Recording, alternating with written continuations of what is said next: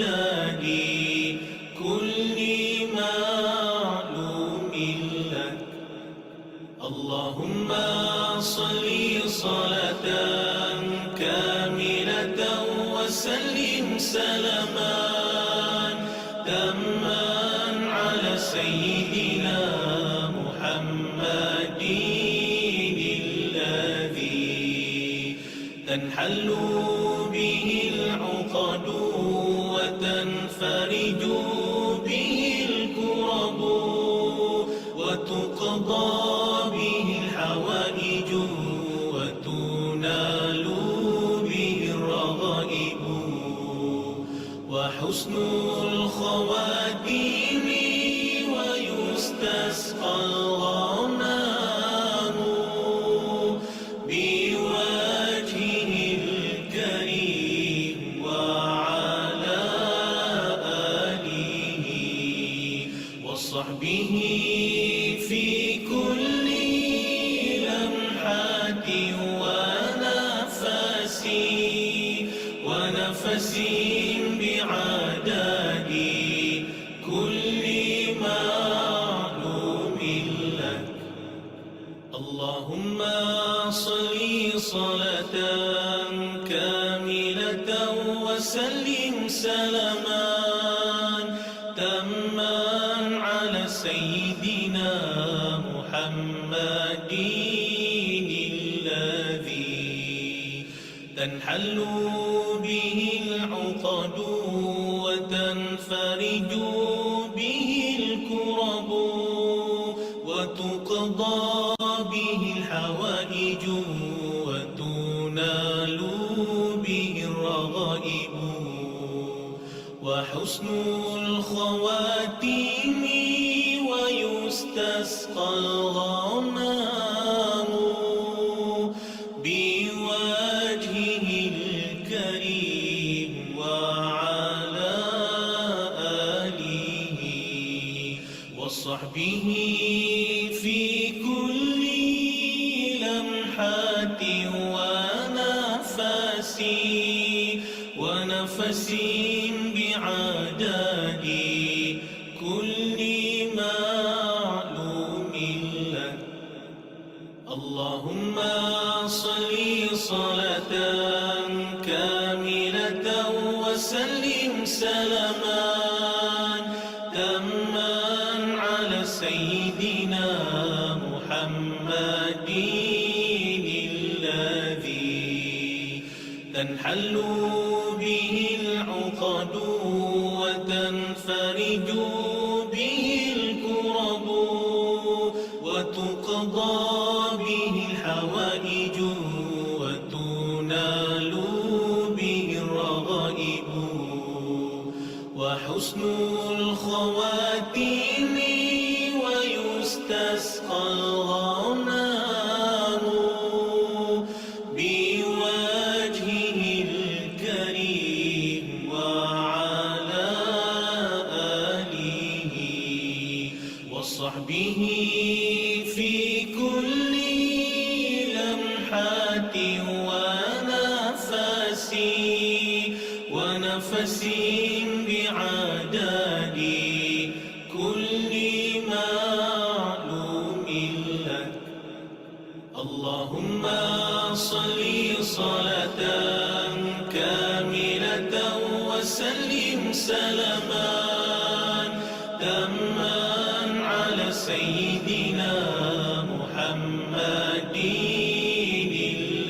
الذي تنحل به العقد وتنفرج به الكرب وتقضى به الحوائج وتنال به الرغائب وحسن الخواتيم ويستسقى الغمام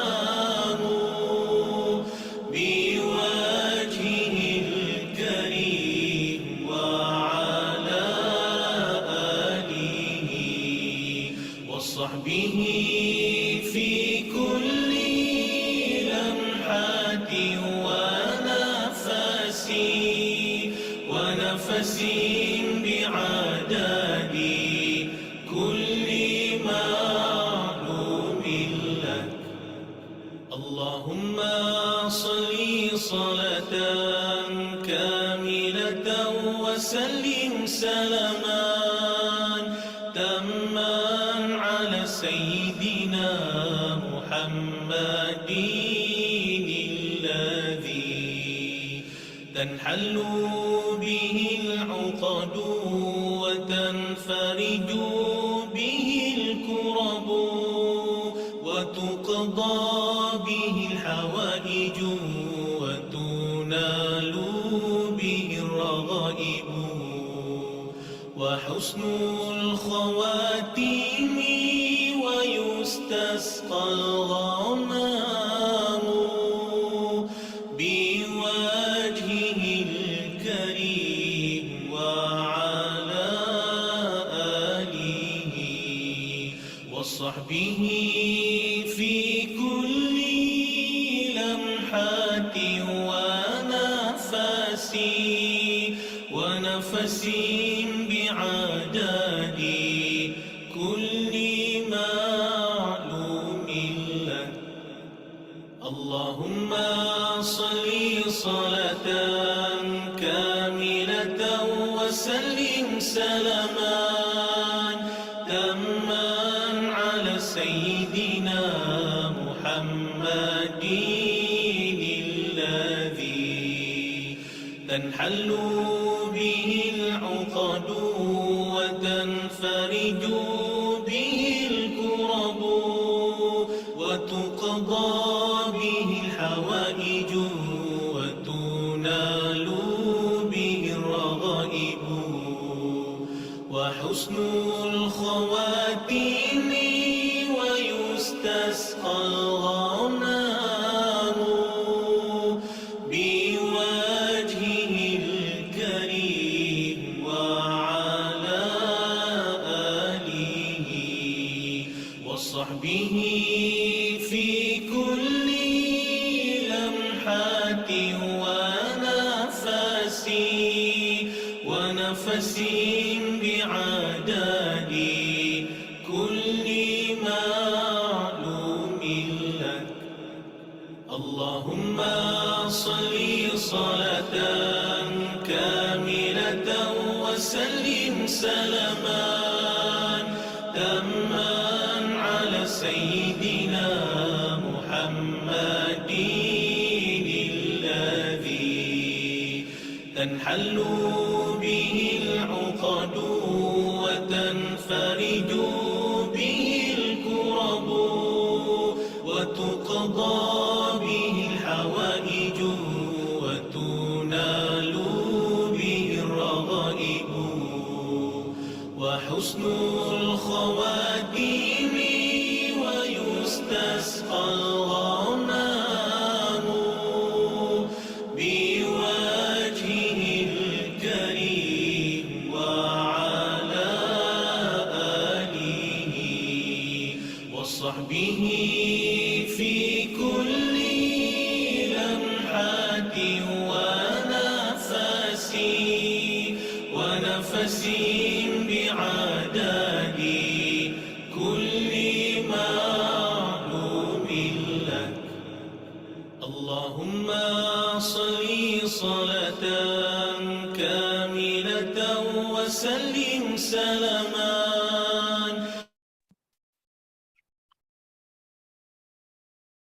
Good evening, everyone.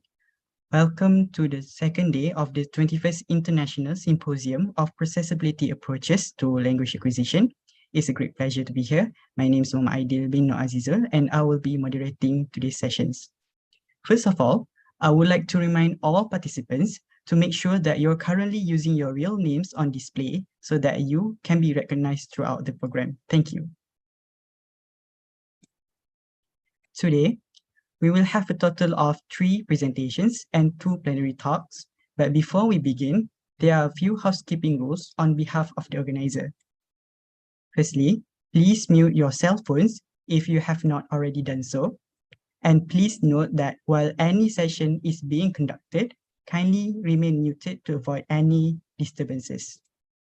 In regards to the time allocation for each presenters, for live presentation, presenters are given 20 minutes to present their abstract, then followed by 10 minutes of question and answer session. For recorded presentation, we will play the clips that have been recorded by the presenters, then followed by the same 10 minutes of question and answer session.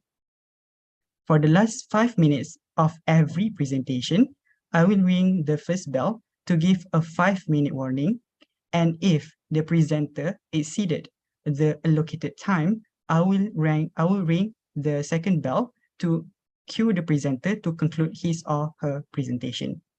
As for the question and answer session, should anyone have any question, kindly address them to the presenters during the session only. You may do so by raising your hands so that our technician can unmute you, or you may also type the question in the chat box below. Your cooperation is highly appreciated. Without further ado, please welcome Professor Howard Nicholas and Professor Manfred Pieneman from La Trobe University, Australia, and Paderborn University, Germany, with their abstract entitled Predicting Stabilization, the Wrong Pathway Hypothesis, Longitudinal Evidence from an Adult Learner. Please welcome.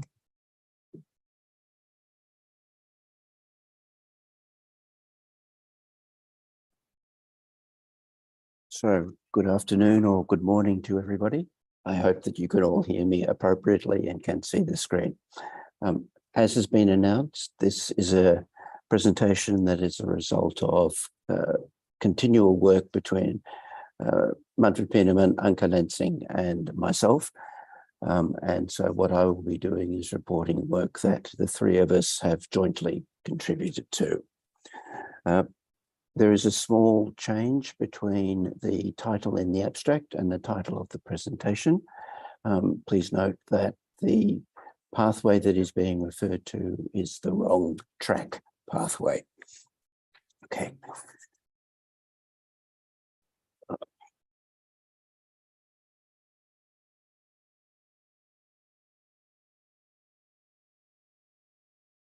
Now, I'm trying to maneuver my screen, but I cannot get the PowerPoint to move on to the next slide.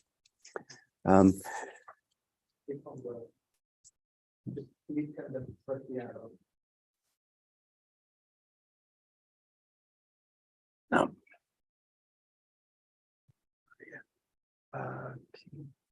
all right. Okay. We've got there. So as I said, the work that we've been doing collaboratively has so far resulted in 3 different publications, 2 of which are already available and 1 of which will be appearing in the future. It's impossible to summarize all of the details of each of those publications. I'm not going to attempt to, but to draw out certain key points from each of them. The first, in which Anke Lenzing was the lead author, and with the title Lost in Translation, makes the key position in our argument that dynamical systems are, unlike the way in which dynamic systems has been presented in second language acquisition research, dynamical systems are largely predictable and deterministic, and so is chaos. The rationale behind this is our argument that there is a mathematical logic that can be used to describe and make predictions about the course of second language acquisition development, at least for the areas that we are looking at. The second publication, in which Manfred Pieneman was the lead author and is in the tribute volume to Mike Long, the key argument that we're making out of that is that we can reliably simulate learning trajectories, and we demonstrate in that article or in that chapter that the trajectories that we can simulate all move in predictable ways away from simplification, and that the course of these trajectories largely reflect the internal dynamics of the learner and learner interlocutor interactions. The third publication, which will be in the special issue of Instructor Second Language Acquisition that Satomi and Bruno are co-editing, it points out that the predictable developmental sequences and predictable learning trajectories are not in conflict with the complex, variable, and socially embedded aspects of language use. So that we are not talking about a world, a binary world. We are talking about a world in which we have to think carefully about the nature of the relationships between these two aspects of language use and language acquisition. Okay. So to go back to the point that we highlighted in the Mike Long book, we have been able to successfully model trajectories related to second language simplification. So using the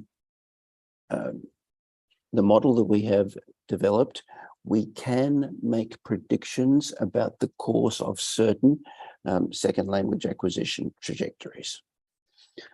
The question that then arises from this is, if we can predict the course of certain simplification trajectories, can we also demonstrate that there is stabilization?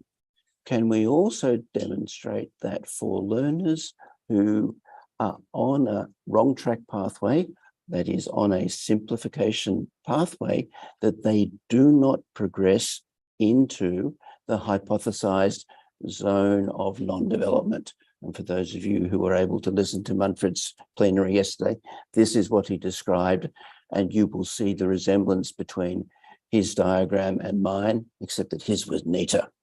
The zone of non-development is the zone marked red in this diagram, and I will come back to the explicit definition of that in just a moment. Okay, the area of language acquisition that we are looking at is equational utterances. And in the context of equational utterances, we are defining simplification as the absence of the copula or copula-like verbs. So, for example, when we have an utterance that contains the copula marked in red on the left-hand side of the screen, you can contrast this with the simplified version without the copula marked with the red 0 slash.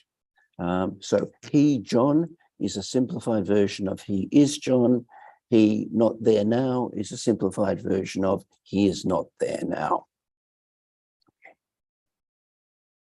Now, a point to make about this is that even though we are talking about a wrong track pathway, the wrong track pathway is something that emerges through the calculation of a variable behavior in learners. For those of you who speak and read German, you can spend time scanning through the full detail on this screen. For those of you who do not, the point to notice is that marked in red in the left-hand column are examples where a copula is present in the verb, and they are over all of the 6 stages of progression defined through processability theory. What you see on the right side of the screen, marked with the red 0, are the parallel cases where the same learner has also produced equational structures without the copula. So Cindy, the young girl whose data I analyzed for this study, demonstrates a mixture of copula supplied and copula absent utterances, and it is the comparison of the relative frequency of the present and absence of these which feeds into our view of a wrong track pathway or an alternative pathway. Okay, so the key point out of this is, can we predict a stabilization trajectory?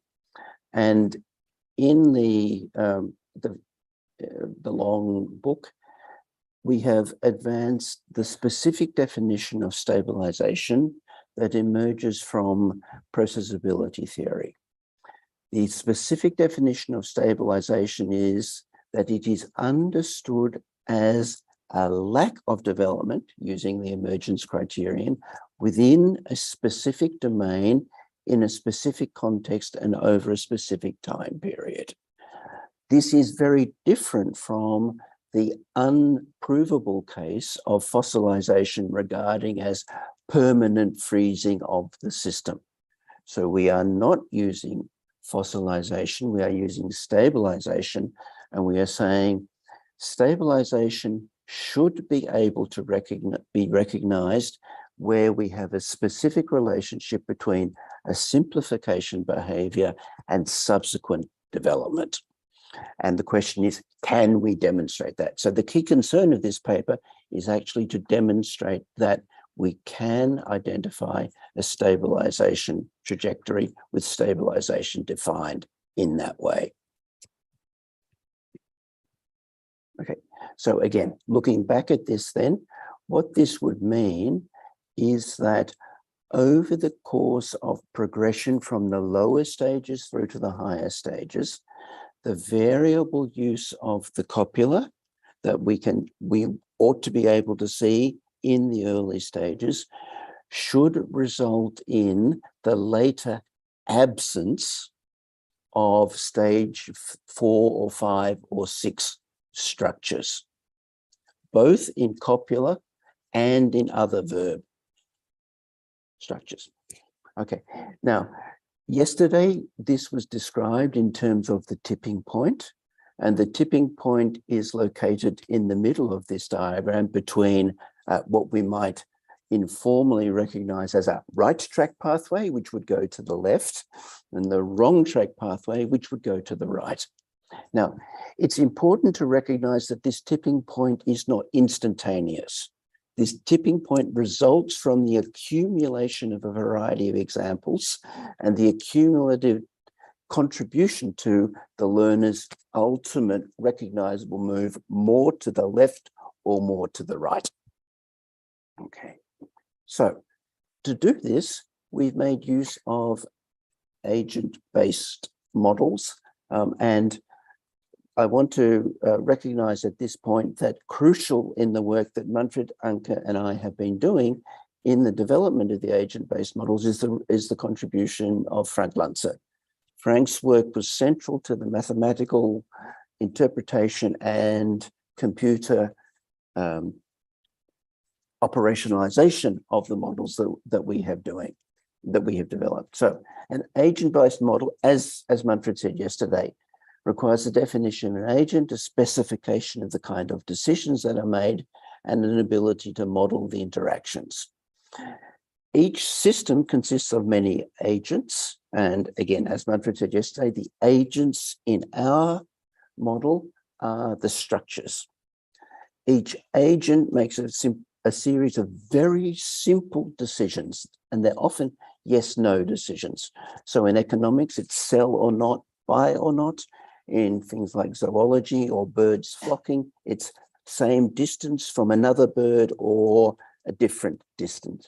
And in the acquisition of languages which have a copula, then it's, is the copula present or is the copula absent in this structure?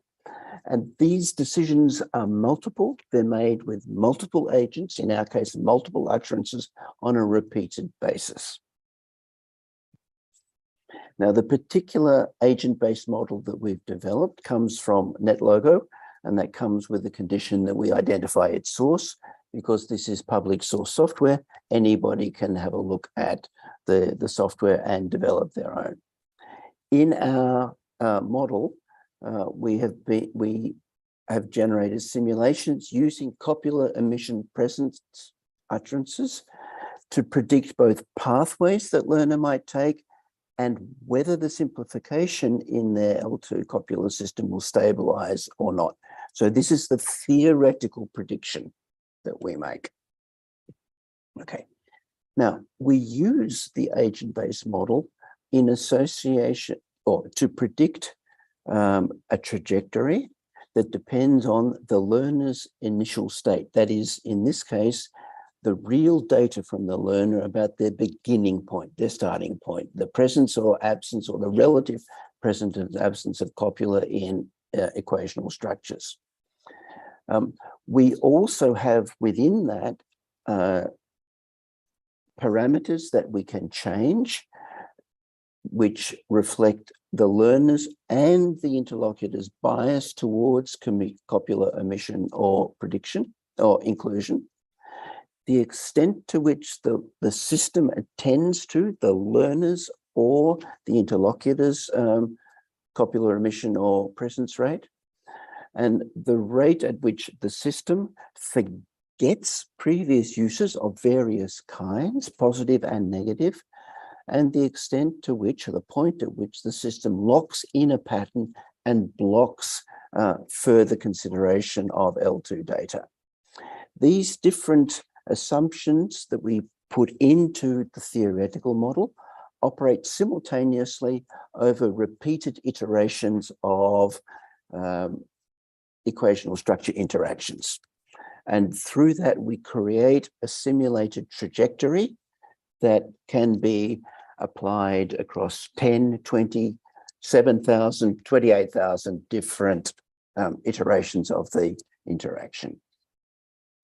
Okay.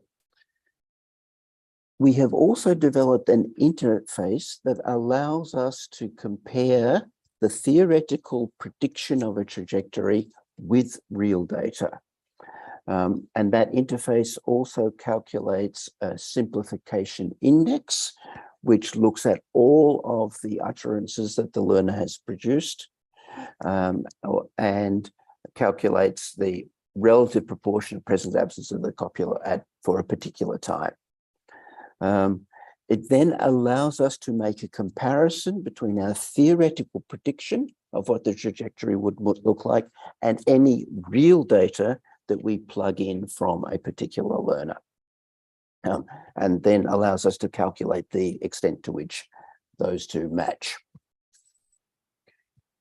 Now, let's take one example of this.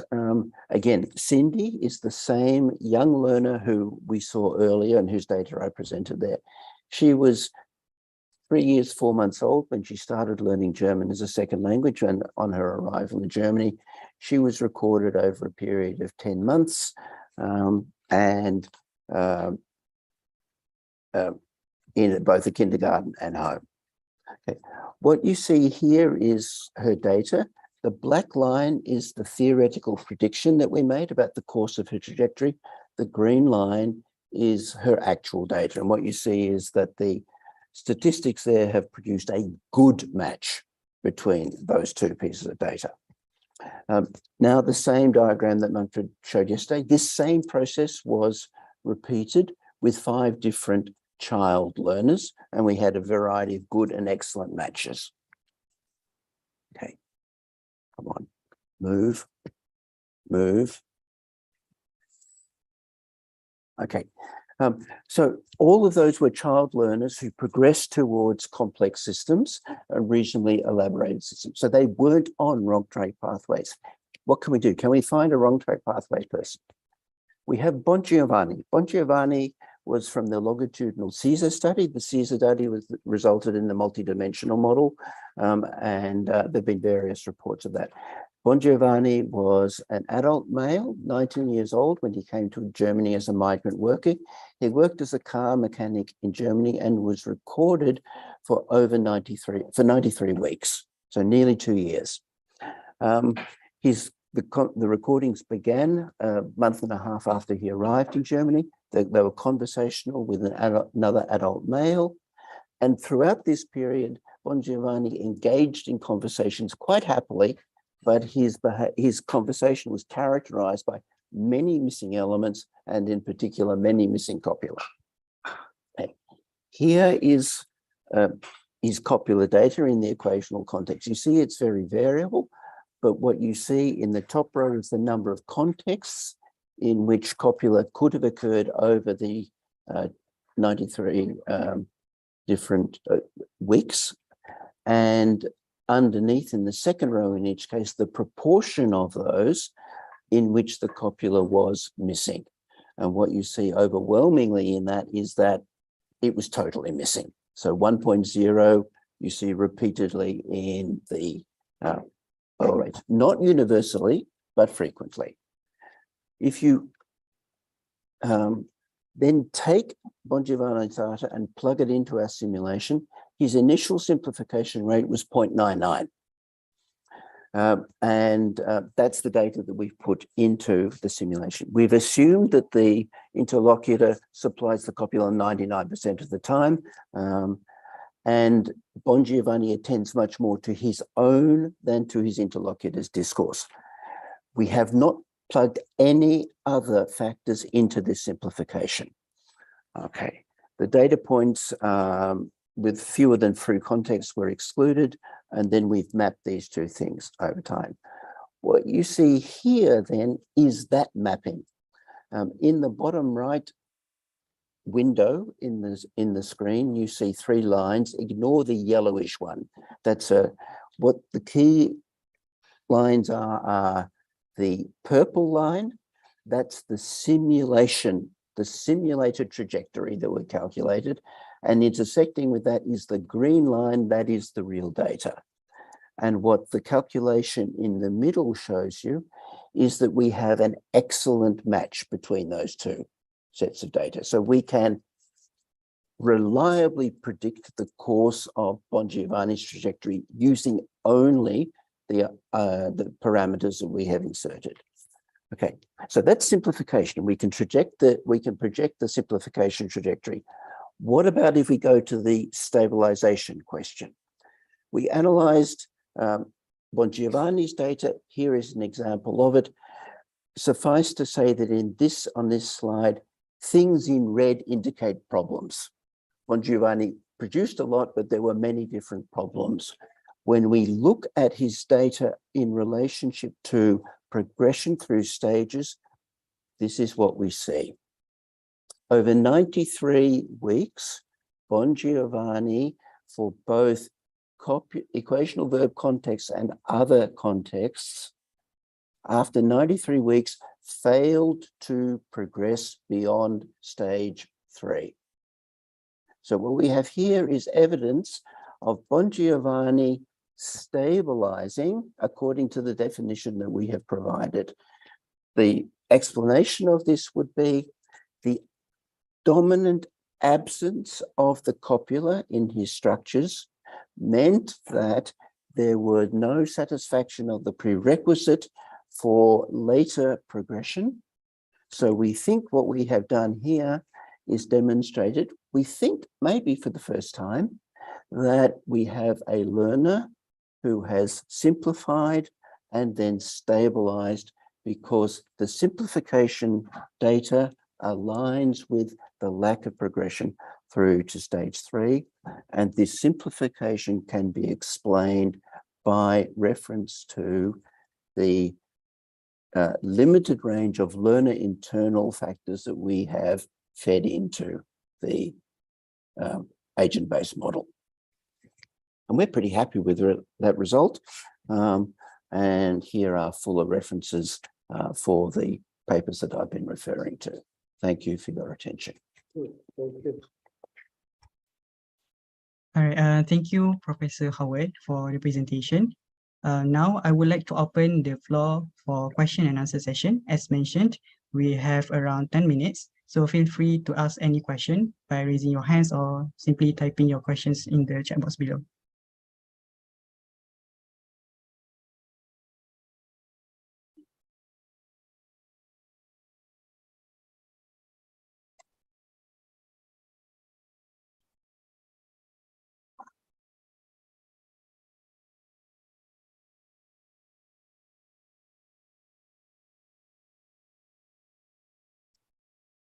Marco, I can see you. Can you? Well, can everybody hear me? I'm pretty sure that Howard can hear me because he's in front of me. Thank you very much. Well, first I want to say that I confirm the fact that it would be interesting to look at the teaching component in this. As I said to Manfred yesterday, I think there is a lot of potential in that. The second is, I was curious about one thing. So when you looked at the copula in Bon Giovanni in particular, did you only consider the equational context? So the cases like he is a professor, for example, or did you also consider the existential use of be, like, for example, in context like there is this or there is that? And if you consider that, would you find any difference between this use and the more equative use of the copula? I think it's fair to say that we found no differences according to contexts. Yeah. We did not conduct that fine-grained analysis in that way, but the overwhelming absence of the copula would suggest that there was no other pattern. And I cannot at this moment recall a systematic difference between either of those two contexts. Well, I think, maybe it would be interesting to see in other learners or in other populations of learners to see whether the type of construction with the verb be can lead to some differences in the pathway or the process. Yes. And there may be interesting examples. There are some really interesting ways in which Bon Giovanni does things that Klein and Perdue have talked about as focus last, where you've got a verb positioned before the thing that is in focus. And it would be interesting to ask the question whether other aspects of that introductory aspect were there in his other uses. As I said, I can't recall them being widely present, but yeah, it's a good question. Yeah. I think just to pick up on the pedagogic relationship for a second, I think there's a really interesting question around that, because what this way of thinking opens up is a difference in the traditional way in which the teachability hypothesis has been thought about. The teachability hypothesis is framed around the idea of helping learners to progress along directions that they are already progressing in. And when we come to data like this, what we have is data where what we're trying to do is to work against what some learners are already doing. And it raises a really interesting set of questions about what the right way to intervene is, and what assumptions we need to be making about where the learner is coming from and how we connect with it. And again, a reminder that a wrong track pathway is not an absolute. A wrong track pathway is a reflection of variable behavior. And so in looking at where learners are, it's where they are in their variable behavior. So yeah, this I think it suggests a really interesting way, the point that we're making in the third article, in which we need to give teachers responsibility for being creative in the way they engage with problems like this. And that doesn't violate other assumptions about constraints. It doesn't violate other ideas about complexity, but it says teachers have a lot of experience engaging with the life worlds of learners, and they might play a greater role here than they do in some other aspects of language acquisition. Yeah. Louisa, you need to unmute. I have to unmute. Can you hear me? Yes, we can. Mike, this is just a question to make sure I understand this. When you say that the learner has stabilized, does this mean that there is that the learner will no longer be receptive to any intervention to get back on the right track in the way that you are phrasing it? No, it doesn't mean that. You could actually argue that it means entirely the opposite of that. Right, good. Okay, that what it says is that at this point, we need to be careful. We're looking back at what has not predicting what might yet happen. Very good. But we have no evidence that the system is changing. And the suggestion that emerges from that is that from a pedagogic point of view, it's going to require some careful attention. It can't be allowed to happen incidentally. What we don't know is whether some kind of an intervention earlier might have changed the direction of the trajectory. We would suggest that that's a possibility. And this kind of work suggests that we may be able to identify the direction that a learner is taking earlier than otherwise, and therefore intervene earlier. We have to wait for a long period of time to demonstrate that stabilization has occurred. That's fine. We don't have to wait that long to intervene if we think that this is a pathway which might be heading in that direction. And so an important point that we would want to make is, like anything, a wrong track can be changed. But in exactly the same way that Manfred was talking about yesterday, the further down the track you are, the more work is going to be involved in going back to find a more powerful direction. Yeah. So a big agenda for research. Yeah, we think so. Yes, very nice. Yeah, thanks.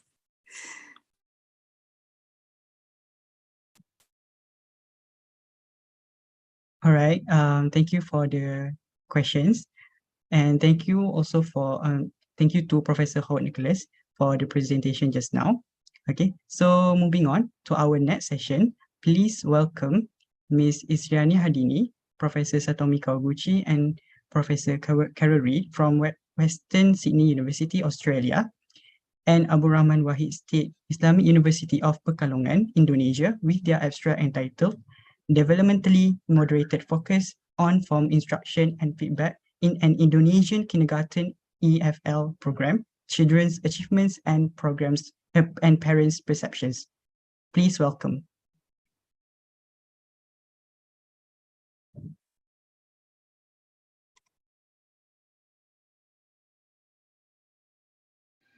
Hello everyone, we are Isriani Hardini, Satomi Kawaguchi, and Karari. Our presentation title is Developmentally Moderated Focus on Form Instruction and Feedback in Indonesian Kindergarten EFL Program, Children's Achievements and Parents' Perceptions. Let's start. The background. Age onset of English learning is turning out to begin earlier in the world, especially in Asian countries. This move is encouraged by the widespread perception that English language education is useful for the children's future, especially in countries such as Indonesia, where English is not the official or first language. In fact, some metropolitan middle-class kindergartens have been offering English language programs in recent years. We have two research questions. The first is, what English grammatical items did Indonesian kindergarten children produce after the implementation of developmentally moderated focus on form program within the processability theory framework? And the second is, were the children's differing English achievements influenced by parents' beliefs and perceptions toward English education at an early age? We use three theoretical frameworks. The first is Processability Theory, or PT, by Pieneman. PT is an SLA theory that predicts the learner's developmental trajectories in any L2 to be lemma access, then category procedure, and then phrasal procedure. The second is teachability hypothesis. This hypothesis predicts that a particular structure is teachable if the learner has already acquired the stage just before that structure in their developmental trajectory In other words, the form to be taught may only be learned if the learner is developmentally ready. The third is Focus on Form by Long, 1991. Focus on form is an instructional approach which overtly draws attention to the linguistic elements as they arise incidentally in lessons whose overriding focus is on meaning or communication. The incidental nature is central and refers exclusively to feedback rather than to the instructional program itself.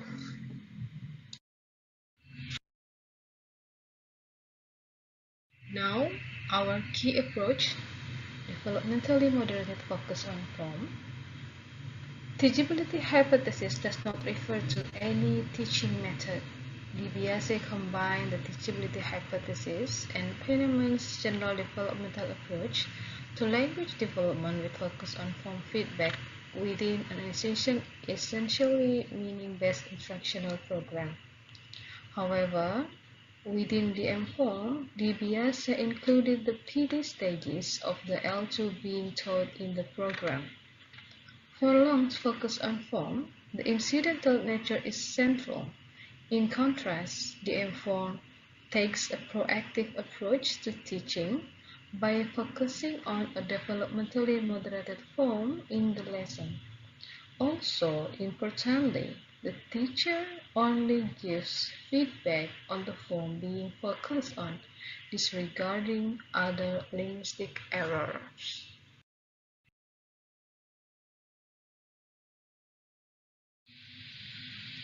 DiBiase in 2002 and 2008 showed the efficacy of the DM-form program, focusing on grammatical development in children learning Italian L2 in Australian primary schools.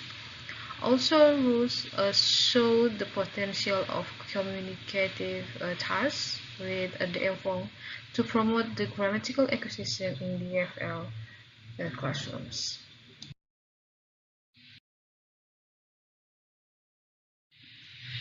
Now, literature review on the acquisition of plural marking. In Brown's L1 longitudinal study of 3 English L1 children, all of them acquired lexical plural, for example, fingers, then NP agreement, for example, many birds.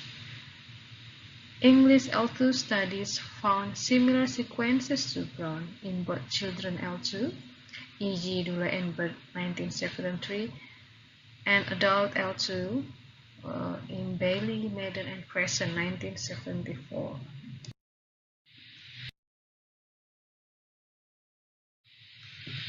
PT predicts the same sequence as Brown's L1 study for English L2 acquisition of plural marking, but PT provides a processing explanation for why phrasal agreement comes after lexical marking.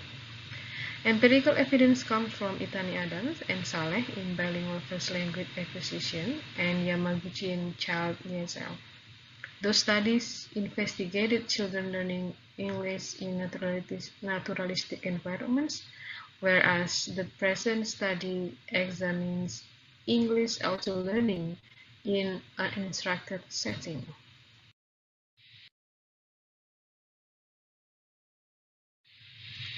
Now, research design. The participating Islamic private kindergarten is located in a middle-class residential area in Bandung, the capital city of West Java province. We have 2 intake classes of children. Kindergarten first year group, we call it K1, includes 10 children of 4 to 5 years old, and K2 group, that is the second year class, includes 10 children of 5 to 6 years old, their teacher, and also the children's parents. For the children's language development, this study used a longitudinal quasi-experimental study which conducted over 1 school semester, that is 6 months, and adopted a pre-test intervention and post-test. Children's English development was measured based on the PT stages at pre and post-test. This research also used questionnaire data to gather information from the children's parents regarding their perception of the children learning English also. Before the project began, children had learned English through communicative meaning-based instruction, 1 semester with K1 and 3 semesters with K2.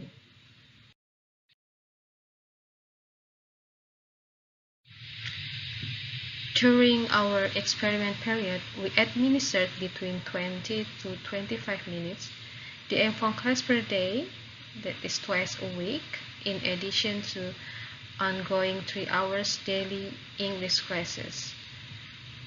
The DM-Phone program lasted 1 semester of 12 weeks, and we introduced grammatical structures that follow the PT developmental stages. Stage 1, that is lexical items or single words in variant form, for example, dog and apple. And stage 2, lexical categories and features, number marking on nouns, for example, my fingers, and noun phrases consisting of adjective and noun, for example, red flowers. In stage 3, phrasal agreement in noun phrase, for example, 2 triangles and many cats. The teacher gave feedback to the children only on the forms being focused on, that is, plural marking.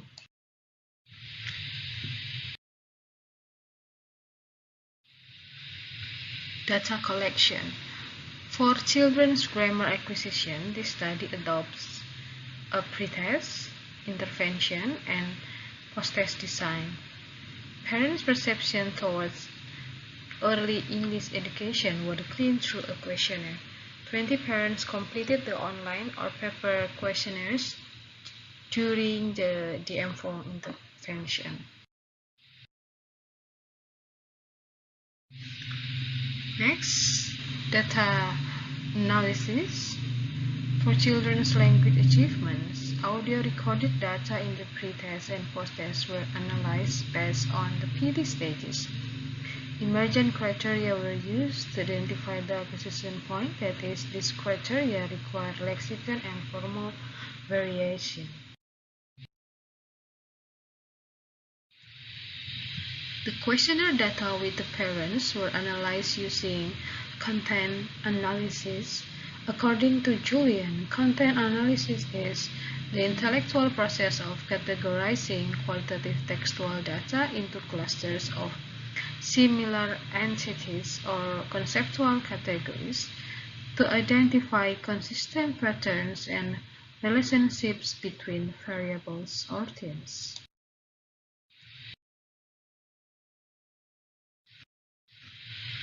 Now we present the results. First, on children's language achievements through the DM-Phone program.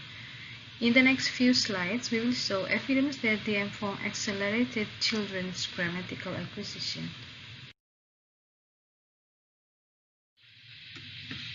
These two tables, one with K1 group and another K2 group, show the baseline of the participating children's language achievements just before the DM-Phone program started.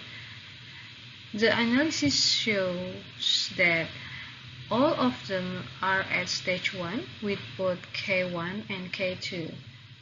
A few children, such as Kim and Zai, produced lexical plural marking, but they did not satisfy PT's emergent criteria.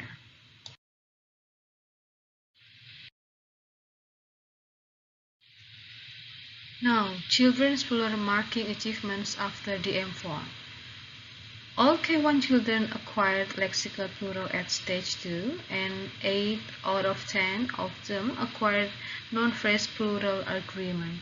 As for K2, all children acquired lexical plural, and 9 out of 10 acquired NP plural agreement.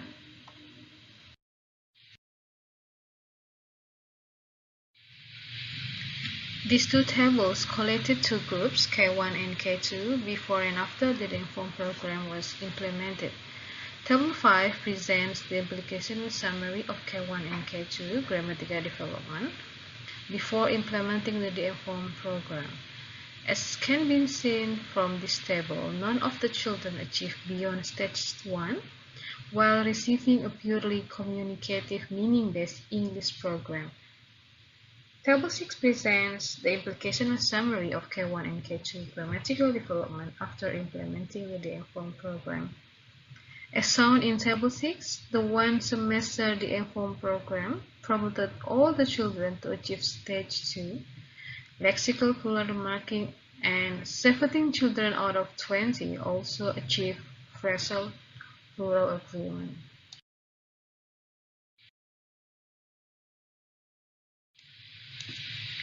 Here are some examples from our data. Before the DFOM program, the children could not use morphology S for making plurality. Plural marking was introduced during the meaning-based classes, but the children did not know when to use the marking, resulting non-use as in so many strawberry and oversupplied as in cars and dogs, referring to one car and one dog respectively. After the DFOM program, most children became able to handle phrasal agreement of plural as in 4 colorful books and lots of red tomatoes.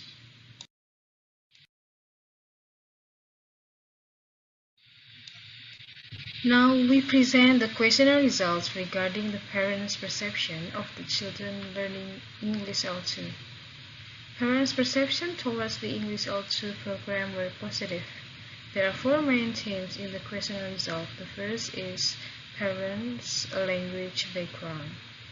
Indonesian is the language used by most parents, either as a first or second language, and Indonesian is most used at home with children, spouses, and relatives. The second is parents' reasons for choosing a school that has an English program. All parents have ambitions to equip their children with cosmopolitan capital, and parents aspire for their children to learn English as early as possible to prepare for their children's future life. The third is parents' expectations for their children's competencies in English. Parental expectation from this program is that they want their children to gain knowledge, English skills such as listening, speaking, reading, and writing at an early age. Therefore, in the future, the children will be able to master English and be successful in their lives.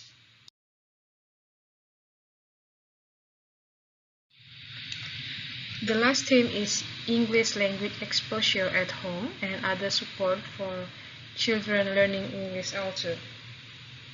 Parents facilitated their children with some devices to support them in learning English at home.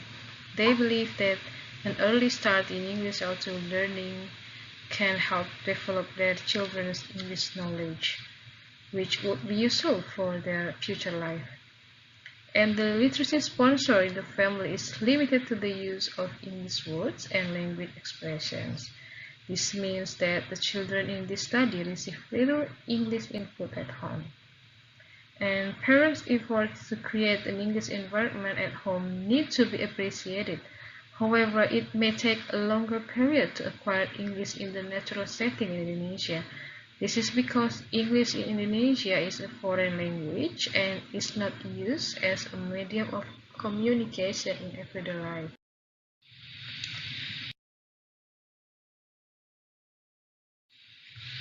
Now, conclusion. Answering the research questions. Research questions 1 relating to grammatical development. After the DFOM intervention, both K1 and K2 showed significant grammatical development.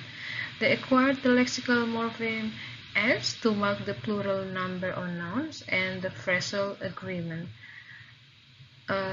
RQ2 concerning parents' perceptions. All participating parents showed positive attitudes towards early English education. Their main reason and motivation for sending their child to a school that has the English L2 program is associated with the high value of English for the children's future, such as children's later studies and career. Therefore, they possess high expectation of the kindergarten's English L2 program. Most parents demonstrated very enthusiastic attitudes.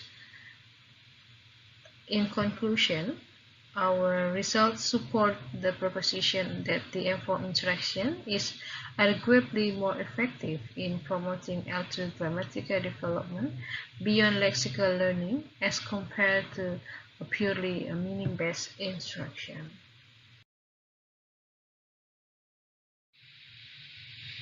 Here are our references.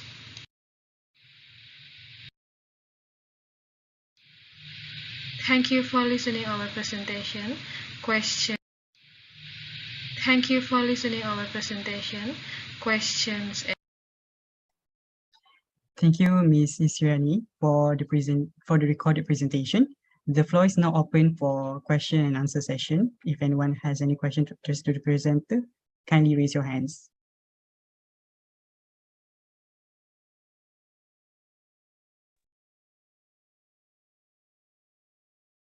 Hey, Hello, Gisela. Yes. Hello. Hey. Hello. Very interesting. I Thank was surprised by the fact you have two stages in the phrasal stage, indefinite and I think quantifier. Can you tell me the reason behind you have two stages? Yes, thank you very much for your question, Gisela. Yeah, we have three stages for this research. So the first, the teacher taught the students in the first level first, the lemma access, and then, for example, like apple, and then apple with singular and apple with a plural, and then after that they continue to lexical plural, and after they acquire and after they know about the differences between singular and plural, and then the teacher after that taught the students in the next level, that is non-phrase. For example, like two cats. So the teacher taught the student by combining the number and also with the noun. So after that, the teacher, after the students understood, and then they can produce with the noun phrase, definite quantifier, and then the teacher taught the students, the children, by combining between number, color, and also the noun, just like that. So for example, like 3 brown cats or 3 white cats, that's the last step actually. And then and also the teacher I see inserted like a lot of apples, and she inserted like indefinite quantifier, a lot of, like lots of, and then many and some, but only maybe in the 2 meetings, but some of them they can produce it. Okay, yeah, that's very interesting. Yeah, and thank you very much. That's a very nice idea to have the number as a help towards the, yes, that's the plural. right. Yeah. Thank you. Yeah. Thank you, Gisela. Thank you very much. Oh, and then next, Fee. hey. Hello, Fee. Hey, nice to see you here, and thank you very much for your presentation. It's very interesting, and I'm just curious about the instruction in the lesson. For example, like as you explained to Gisela, so I got that like the teacher actually give the hint about the lexical and the phrasal plural, but whether the teacher also explain about the grammatical rules, so it's more like meta-linguistic awareness to the learners, or mostly using the implicit teaching, like through song, games, and then introduce the plural and phrasal and lexical plurals. So yes. So how was it? So the teacher used picture description tasks. For example, like the teacher used flashcard to introduce lexical plural and also with the phrasal plural like that. But step by step, based on the first stage first, and then the second stage and the third stage. So she only used like a card, flashcard like that. Yeah, Okay. for So example, like flashcard. flashcard. It's not online, but paper flashcard. And also maybe if sometimes she used like a toys. Toys, so yes, like with one banana and then two bananas, the toys, and then sometimes she used also like a board by placing the flashcard over there. Can you show which one is the, for example, like a lot of apples, and then the children said, that's the red apples, for example, like that. Or mostly the teacher asked the child one by one first, and then after that the teacher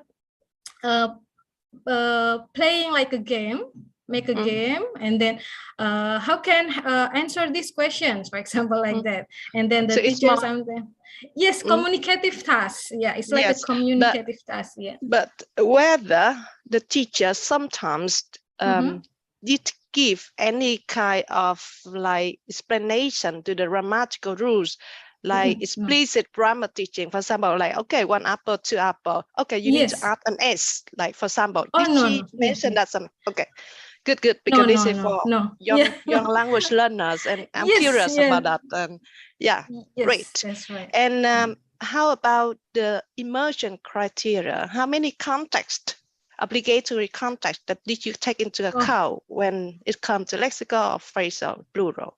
Is it like 2 or 3? More than 2. I mean, more than 2. So yes. So if the child only produced 2, we couldn't take that for evidence, because we assume that maybe it's not enough, so we need more than 2. So that's why in the first before the DMPOM program, some maybe 2 children produced plural, but we didn't know whether maybe it's just incidental, or maybe it just just guessing or something like that. So that's why we thought that that not the emergent criteria. So that's why in the first before the DFOM program, all children acquire in the first stage. But after the DMFOM program, they produce more than 2, maybe 5 or more than that. So it's quite satisfied. So it's not like so we take away the chunks, like, okay, they always say like apple, and 1 apple, 2 apples. Okay, so you didn't take into you consider the chunks as well, because the younger learners sometimes they just speak and repeat. Just speak. That's right. Yeah. Okay, very good. I have one more question, but maybe I email you. Okay. Thank you. Thank you. Yeah. Thank you, Gisela. Thank you.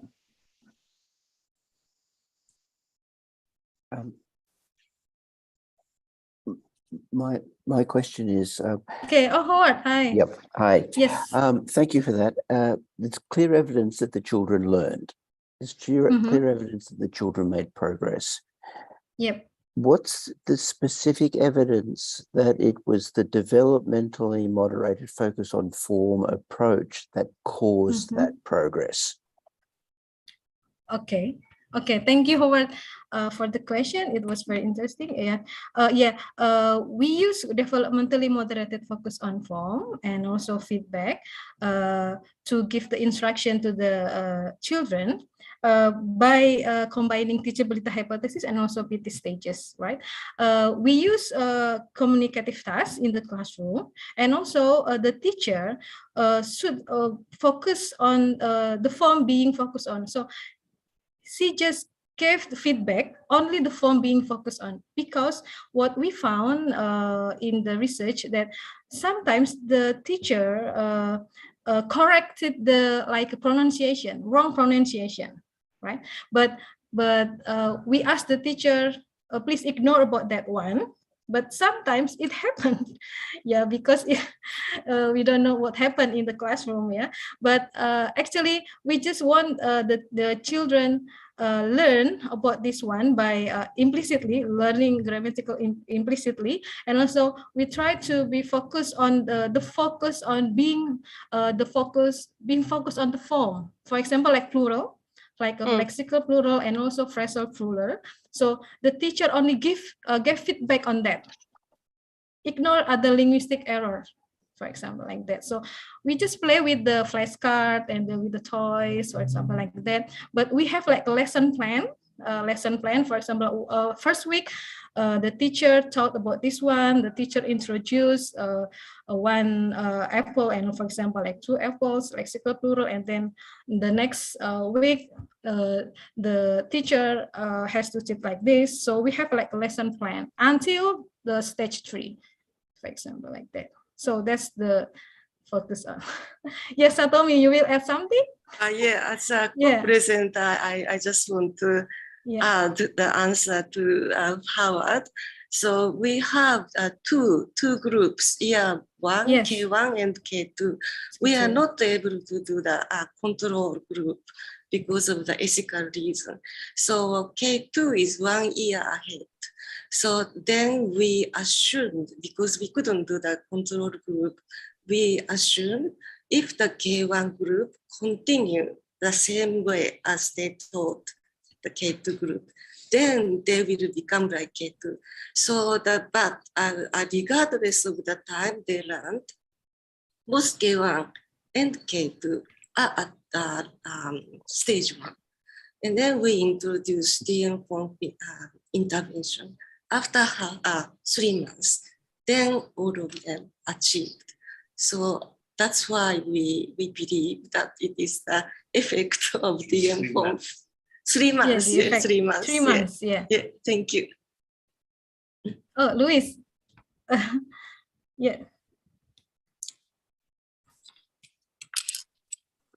Satomi answered my question. That was my question. Did I read in the abstract that the control group? Yes, sorry.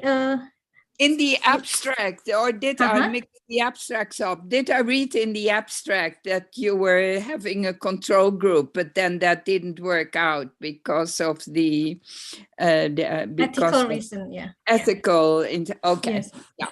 No, that was my question. Thanks. already answered it. Yeah. Thank you, Luis. Last question, if I might. I don't need to email you, but I'm just curious and wondering whether the first language, I mean L1 Malaysia, for those children, whether they have also the lexical and phrasal plurals in the L1. I mean, in Indonesia. In Indonesia, yes. Yes. Do they have... we don't have the concept like suffix s in Indonesian. We just no, we don't have. We use sometimes reduplication. For example, like child. In Indonesian, we call it anak-anak. Reduplication. Anak means child. Yeah, reduplication. Yep. For the plural, you mean? Yes, for the plural. And also we use so there like no s. No s. Yeah, interesting. Yes. No. I'm just curious about that because sometimes the learner themselves just produce, for example, like one word, like 1 apple, 2 apple. Maybe the case at the first day they are influenced somehow, some way by L1. We don't know. But so sometimes L1 might influence L2 at the initial stage of language learning. So that's why I'm curious about the first language of Indonesia, because it's quite similar to Vietnamese. So that's right. Yes, but good. That's right. Thank you. Thank you, Fee. Thank you very much, Fee. All right, thank you for the question. We still have room for maybe another more question. So I still would like to open the floor for question and answer session.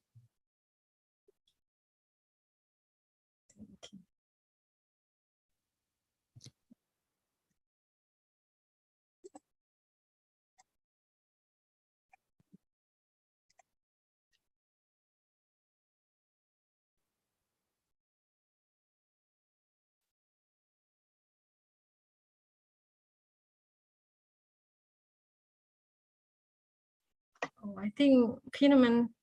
Oh, Oh, hi, Pinaman. Hello. hello. I think the issue that Howard raised as to how you can be sure what the effect of the intervention was is a very important one.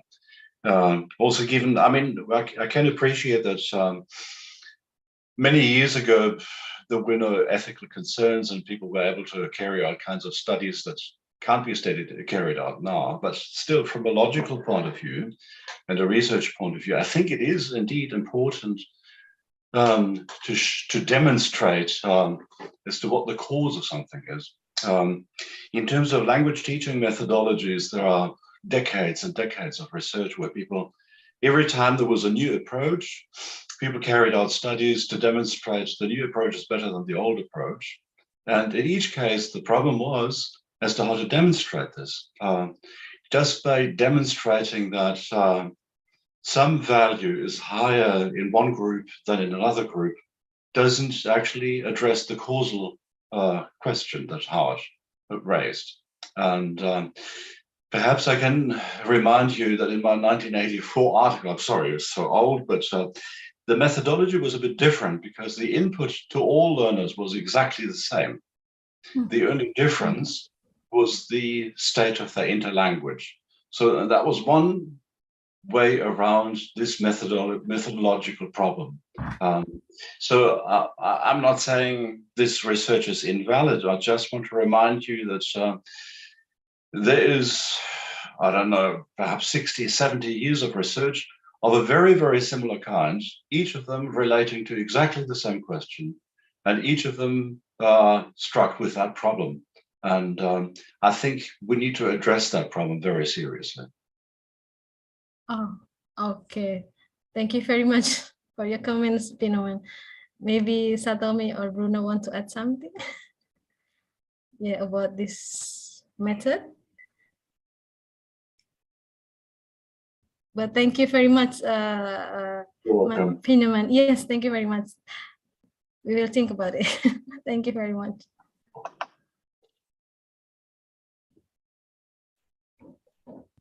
All right, thank you everyone for the question. And also thank you, Ms. Isyani Hardini, for the recorded presentation. With that, we have gone through all the presentations of this session. We will proceed to the first plenary talk of the day shortly at 3:15 p.m. leisure time. So in the meantime, you can have a 5-minute break before we continue. Thank you.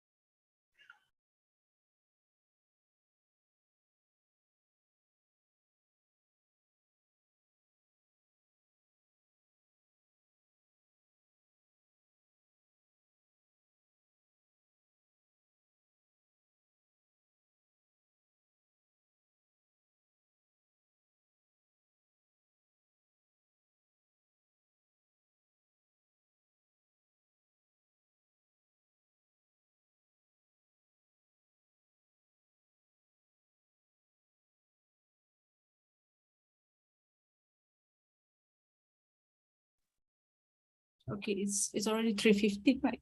I did. Yes. Okay. Maybe we can start now. Because I can see Prof. Jizla's already here. So yeah, perhaps we can start. Let me just confirm with those on-site participants. Who's on site now? Who's on site? Fatid, everything's okay there? Can we start?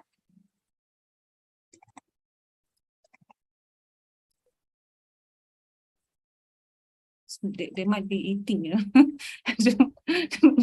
They're having their refreshments. Because no one's responding, so perhaps. Hi, Ruby. Hi, Ruby. How are Hi, you? good. Are you okay now? Yeah, I'm fine. Much better? I have a little one on top of me. Oh, wow. So yeah, Prof. Jizla, I gave birth 2 months ago. So the baby is attached like a Velcro, you know? Congratulations, Ruby. Congrats, Ruby. So she wouldn't leave, she doesn't want anyone else. So I have to keep her on my lap. Okay. All right. Let me just check with those our on-site participants, because they might be Dr. Satomi and Dr. Bruno. Are you guys okay there? See, I think they are eating. Look at baby. You have baby. You have got a baby, Ruby. Yeah. I in July. Amazing. Okay, nice. Congratulations. Thank you.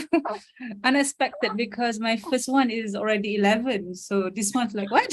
Okay. So this is the second one. Yeah, the first one is 11 years old. So you can imagine my surprise. Okay, that's a nice surprise, right? Nice surprise. All right. Yeah, I remember I used to have a baby like that before when I was at one conference as well. So yeah.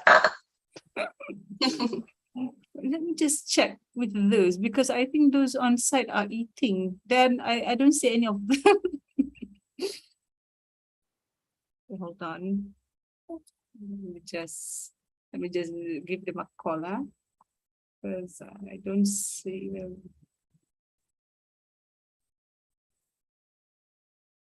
Otherwise, Dr. Bruno and Dr. Satomi would be there.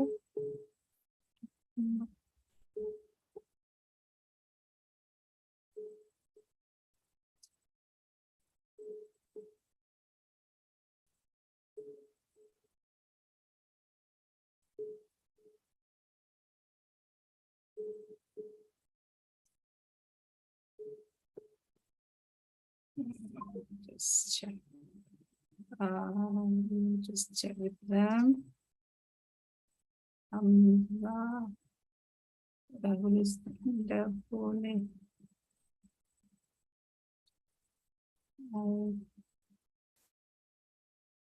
Any of our on-site participants, all right.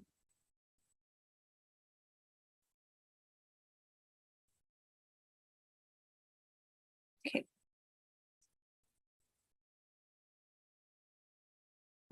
Participants, all right. Hold on. Oh, Prof. Jizla, can we wait just 2 more minutes, because I think they are taking the refreshments. The on-site participants are, taking the refreshments. So perhaps another 2 minutes. Absolutely. No worries. Okay. No worries. Hello.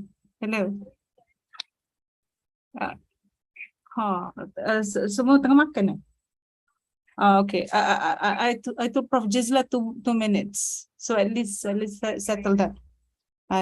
Just inform them just 2 minutes. Huh? Okay. Okay. Right. Okay. That's why no one's in front of the computer. They're taking the food.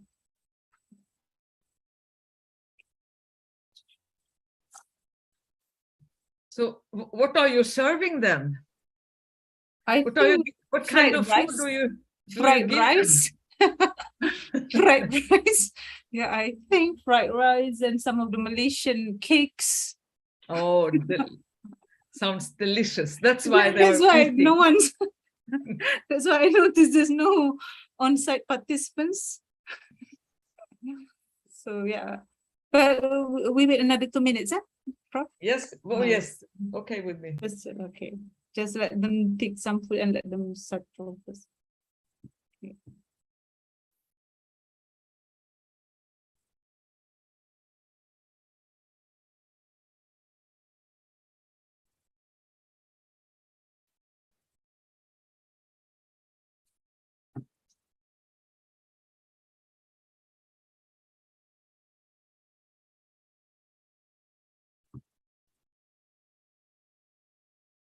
Okay.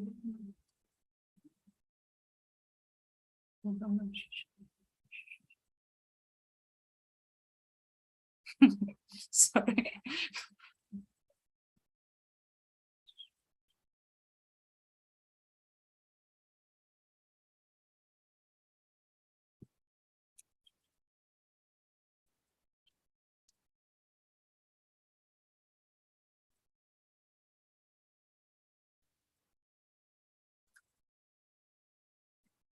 Just see gallery.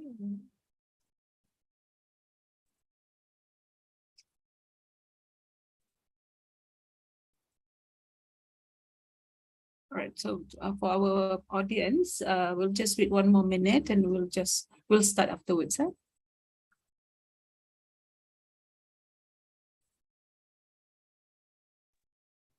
I'll just let the cat in. Let the cat, okay.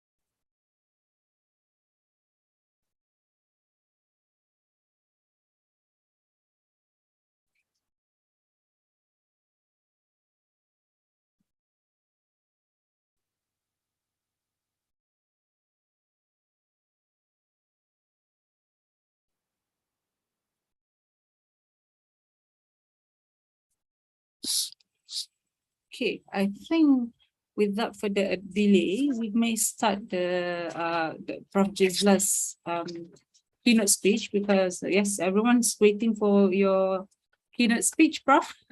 Okay, so Assalamualaikum warahmatullahi wabarakatuh. Good afternoon, everyone, and good morning to our colleagues in Europe. So we had a very interesting discussion, very lively discussion. Yesterday also we had very fruitful, very interesting discussion. So 2 days so far, two very interesting days. So for today, the second keynote of the symposium, I am very happy to introduce to our audience Prof. Gisela Håkansson from Lund University, Sweden. All right, so Prof. Gisela Håkansson is Professor Emerita and has published extensively in the areas of first language acquisition, second language acquisition, multilingualism, and language impairments. So the first time I met Prof. Gisela, I think it's in 2016, yeah, Prof? In Japan, or maybe I don't remember. I think the first time I met you is in 2016 when we had Pala in Japan. All right. Yeah. So yes, that was the first time. So I was just to share with the audience, I was blown away by Prof. Gisela's presentation. I remember until now is on the quadrilingual child. Yes. Oh, you remember that? Yes, I remember that. That's on the quadrilingual child. All right. So yeah, very, very relevant.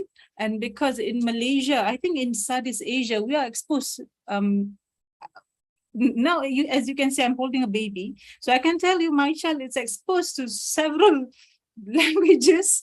So English, the variety of the formal variety of Malay, and the dialect variety of Malay. So your presentation that day in 2016, that's why I said it was so relevant, because coming from a multilingual background, we realized that children growing up naturally with all these languages, right? Especially, I think in Southeast Asia, that's just, if you're not, we have a saying in Malaysia, I mean, when you're, not a saying, I mean, if you're born in Malaysia, you're just naturally exposed to all these languages, English, Malay, Tamil, Mandarin, and all that. All right, so Prof. Gisela today will be sharing with us her topic on deconstruction and reconstruction in language acquisition, what learners say before they know what to say. A very interesting topic. So over to you, Prof. Gisela. Thank you. And this is my baby. It's so cute. The cat just arrived. He will move on. So can I share my screen? You think so? Can you see it? Can you see it, Ruby? Good.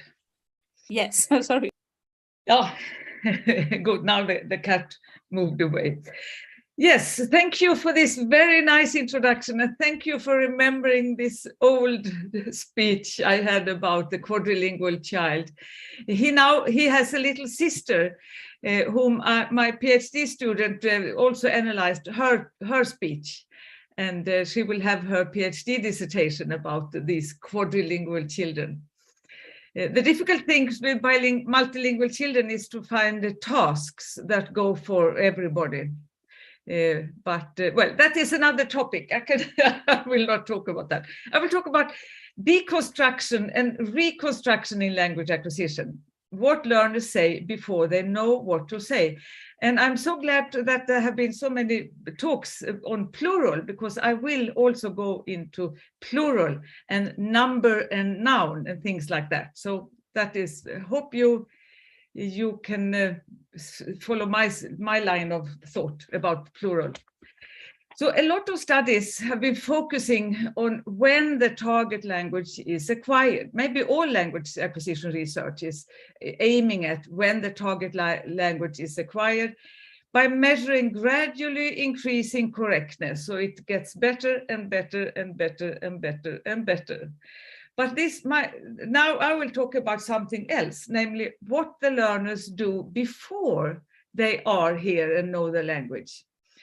So unexpected learner structures that are not part of the language, but may well occur in other languages, can be found if you look carefully. And there is a couple of studies, and Ruby is the author of one of these studies, finding unexpected learner structures. You didn't call it unexpected, but I call it unexpected. So what could unexpected structures, where do they come from? Well, this goes against a lot of theories, among others, the constructivist theories. Tomasello claims that the result from it's the accumulated experience with language that gives the language and makes the language develop. So let's look at some data and see where the children get this from. Analytic plural and reduplication. So first, the analytic plural instead of the target noun phrase agreement. I don't really know what to call this PT stage. If it is, I think it's not stage 1, because there is some connection between the number and the noun, but the connection is not grammatically expressed. So I really don't know. Maybe it is not the PT stage, but they avoid stage 3. So in all these languages, children are expected to use number plus an inflected noun. So Arabic, nien bisse instead of nien bisat. I don't know Arabic, but I just read from the screen. In Danish, mange ko instead of mange kor, which is the plural. Two frog instead of two frogs was reported by Clark and Nikitina in 2009, and the same structure by Ruby et al., Salah et al., two car instead of two cars. In French, you have the canard. In German, you have zwei Kind. And this German child was actually a bilingual child, and Köhn wrote that the child did also use deux in French, so two in French as well, without an inflection. The Latvian, I can't pronounce it all. The Spanish is Tres sardina instead of tres sardine. Swedish is åtta bil instead of åtta bilar. So the Swedish example is actually when I first started to think about it. Where do the children get åtta bil from? They never heard an adult or any older child say åtta bil, because we do have noun inflection for number, and it is actually acquired quite early. So these structures, they come into the production of the children. It's not that a stage such as 100% analytic plural. They also have the synthetic plural. But the fact that in all these languages, it does emerge, I feel that interesting and totally unexpected. It's always nice to have unexpected data in your data.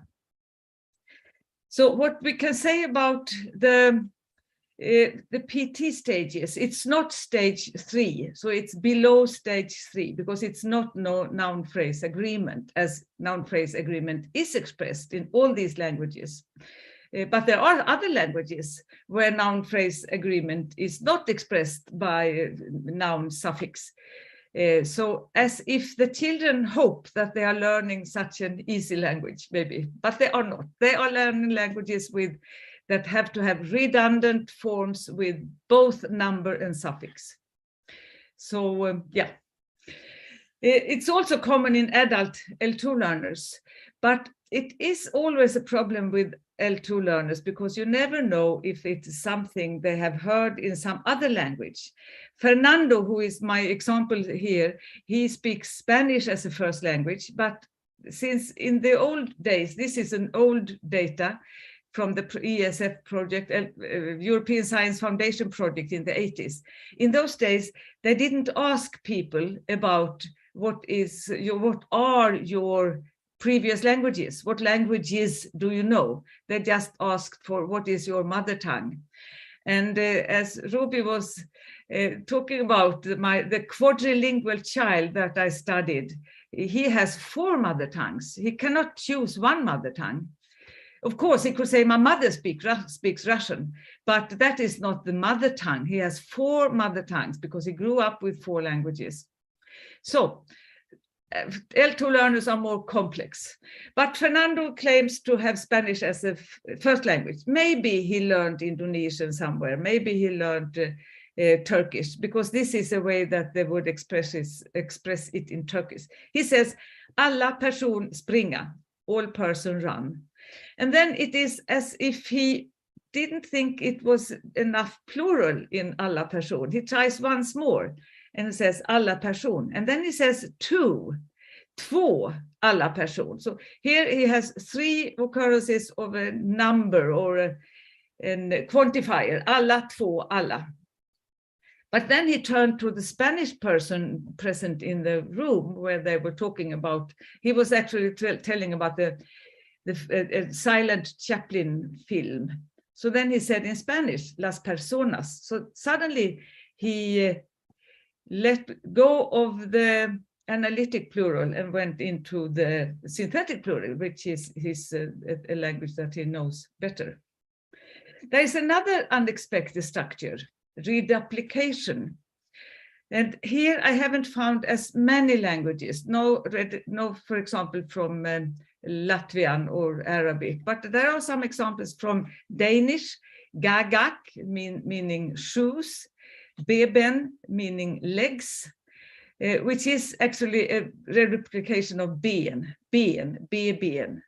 Skor, shoe, is probably the verb go, gagak. I think it comes from the go verb. The English from Clark and Nikitina, who wrote about this unexpected plural structures in 2009, they have hat, kitty, and Salah et al. Has dog. Sometimes people write it with, what is it called? Well, a line in between the words. Sometimes they don't. So the Swedish words are quite old. They come from a very, very interesting study by a scholar, a linguist from 100 years ago almost, Cederschiöld. He put an advertisement in the paper, in the newspapers, asking people, do you have children at home? I'm interested in what they are saying. Please, particularly if they are saying things that you are not saying. So please send all examples by mail to me. So he collected hundreds of examples. And when I get time, I will do the same thing, collect from parents, because parents know what the children are saying. So he had kuku, glagla, svanana, futana, handana, a lot of examples of reduplication. So it does occur, both analytic plural and reduplication plural. Why would they use unexpected structures instead of using what the parents are saying? Well, one possible explanation is that it is a lower processing cost not to have to deal with inflections, although your home language has inflections all around it, and mama uses inflections all the time. So it's not really evident, but it is less redundancy. When you have both a number and a noun, you indeed do not need to have the inflection on the noun. This is like what Turkish does. Turkish has inflections on the nouns, but as soon as they have a number, a numeral, the inflection disappears. So if all these children were learning Turkish, they would be okay from the beginning. It's also maybe the case that analytic, by being analytic is preferred by learners. The potential meanings of free morphemes are more easily identified than morphemes that are bound, like the S. That is one explanation. A third explanation is that there is an interaction between stages and input. So this is where I got interested, because I like stages. So Dressler didn't talk about PT stages, but stages of representation and processing. Talking about stages in children's language development is not very unusual. So they select entities and patterns according to frequency and saliency and entrenchment. And reduplication, well, that is more straightforward. It's easy to understand why children say shoe, shoe, cat, cat when they want to express plural. It is an iconic preference. So you have a short form for singular, and then you have a longer form for plural. I encountered this when I was collecting data on English for Swedish children. I didn't wait until they were taught English. I went to schools where they start English at grade 3, and then I went to grade 1 and 2, and I tested the children on comprehension of English. So I said, I told them that they were not, I didn't expect them to speak English, because I knew that they hadn't started English, they hadn't been taught English. But I just wanted to, I was curious how much they could understand. And they really loved to do this. Many of them, when they came to the room when I was doing the testing, they said, hello, hello. So they tried to sound like, now this is an English happening. And some of them said, so I asked them to point to the picture with dogs. And I tried to pronounce the S in a tonal way, in a better way. And then they all knew that, dogs and cats and tables. They could all point at the plural. There were 3 pictures, one distractor and then one singular and one plural. And when I asked them, how did you know that? Because I was really impressed. They had never had any English teaching. Then they said, well, if there are many, the words is longer, because that is the case in Swedish. And I believe that in most of the world's languages, the plural forms are longer than the singular forms, but it is not a universal. There are languages with the opposite, but in the Indo-European languages, the longer form is plural. So that could be an iconic, so it's easy to understand why the big things would be long. But the remaining problem is here, if I want to talk about the processability theory stages, can analytic plural, which is not in the target language, can it be regarded as plural marking at stage 2? Can the application be regarded as plural marking? I mean, it's not in the target language, because usually when we look at the processability theory hierarchy, we use features, markings that are part of the target language. We do not count things that are said by the learners, but are not in the target language. This can be discussed. So over to the deconstruction and reconstruction. Where did I get that from? Well, I will discuss here the possibility that learners reconstruct the grammar, first having deconstructed the input. So my research question 1, I have already answered. What do learners say before they know what to say? They say things that are unexpected. They say things that are not part of the input. The research question 2 is more important. Can the PT stages be used to illustrate the deconstruction and reconstruction? Well, if you want to look at deconstruction, you have to know what they are deconstructing. So I used the studies from elicited imitation, a couple of my own studies, and a couple of other studies. And elicited imitation. Then you know what the aim is or the target is for the learning. It's also called sentence repetition. It's also called a lot of other things. And the underlying idea is that learners will remember the content of a sentence and they will reconstruct it according to their level of grammar. That is the underlying idea. That's why it's so interesting with elicited imitation. Most studies in elicited imitation, they measure the accuracy of imitating. So how many deviances or changes or mismatches are made when the learner tries to imitate the target or the target. The results are often regarded as not very truthful, because maybe they just are parroting the imitation, maybe they just have a good memory, so they remember everything without understanding what it means. So that's why the results are often carefully compared to other results from comprehension and from spontaneous speech. I have done that in some of my studies, compared elicited imitation to spontaneous speech, and found actually that it is the same PT stage, but maybe not always. Working memory, of course, may have an influence also on the individual variation among learners. There is always individual variation. So this is the basics of elicited imitation. Some principles behind the tasks. So the length of the stimulus structure, the target sentence, if it is too short, it will elicit parroting, because the participant will remember. I mean, if it is 2 horses, they will remember 2 horses without knowing what it means.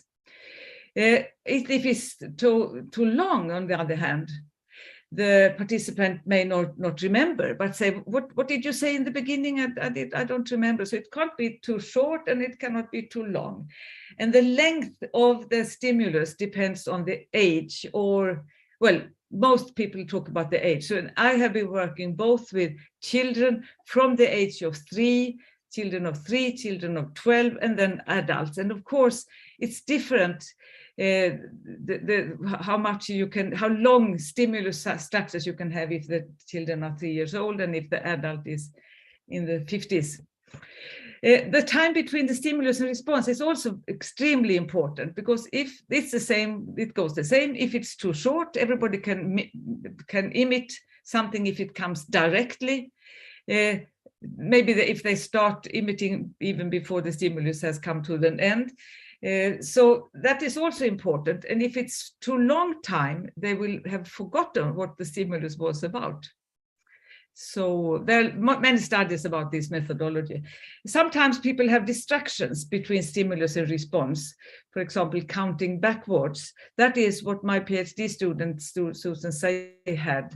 She asked the participants to first listen, then count backwards in another language in order to not have parroting.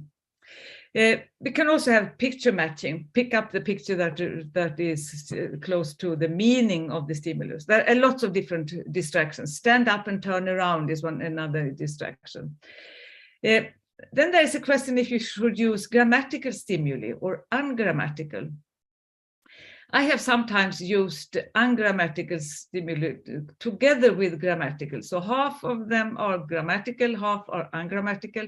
And then I have to say to the participant, now you will hear a number of Swedish sentences. Some will be grammatical, some will be ungrammatical.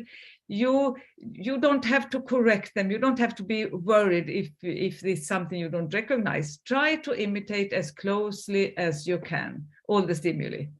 And then you can get a sort of baseline where the ungrammatical stimuli may be the overwhelming ones, and then the grammatical are changed, or the ungrammatical stimuli are changed into grammatical. So that depends on the stage of the learner.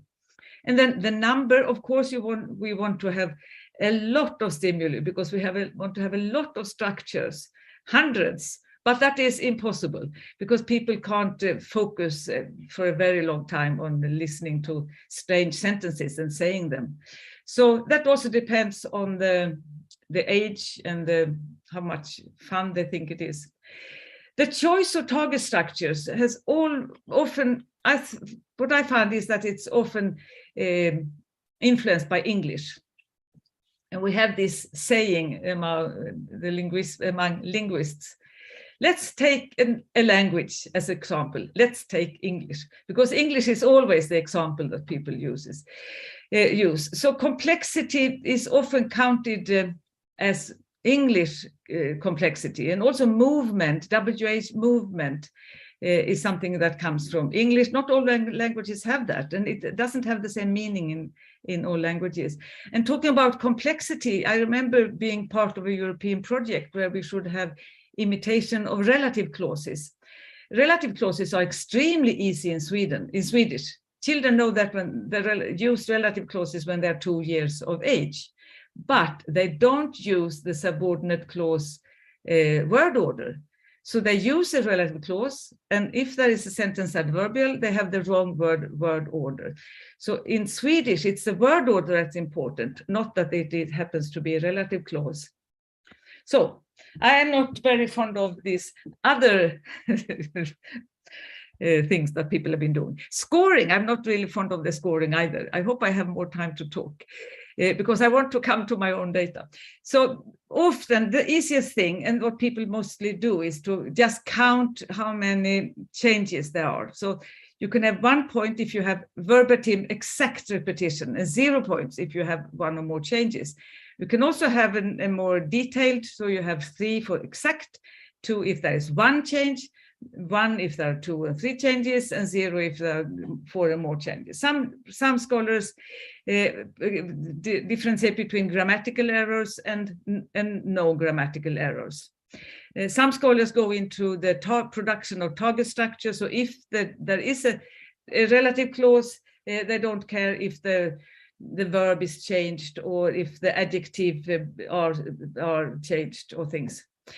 The easiest way, which you can do, of course, automatically, is to have the number of changes between target and repetition. Then the computer can just count the number of changes. Results are also often discussed in terms of substitutions and omissions. So substitution is when the participant changes something. Either it's most often the lexical words that are changed, but sometimes the subjunctions are also changed. So, well, I have no examples in my head now, but the subjunctions, so grammatical words, can also be substituted. Omissions are also discussed. Function words are more likely to be omitted than content words. If you want to repeat something, you want to have the content, and then you have you don't care about the preposition. More omissions in complex than in simple sentences, and then the complexity is often based on subordinate clauses without taking the PT stage 5 into consideration. So it's just the simple occurrence of subordinate clauses. And I have been thinking now during the pandemic, sitting at home, what does this imply? So does it imply that you are a better human being if you can imitate something to the smallest detail? Is it a human capacity to imitate?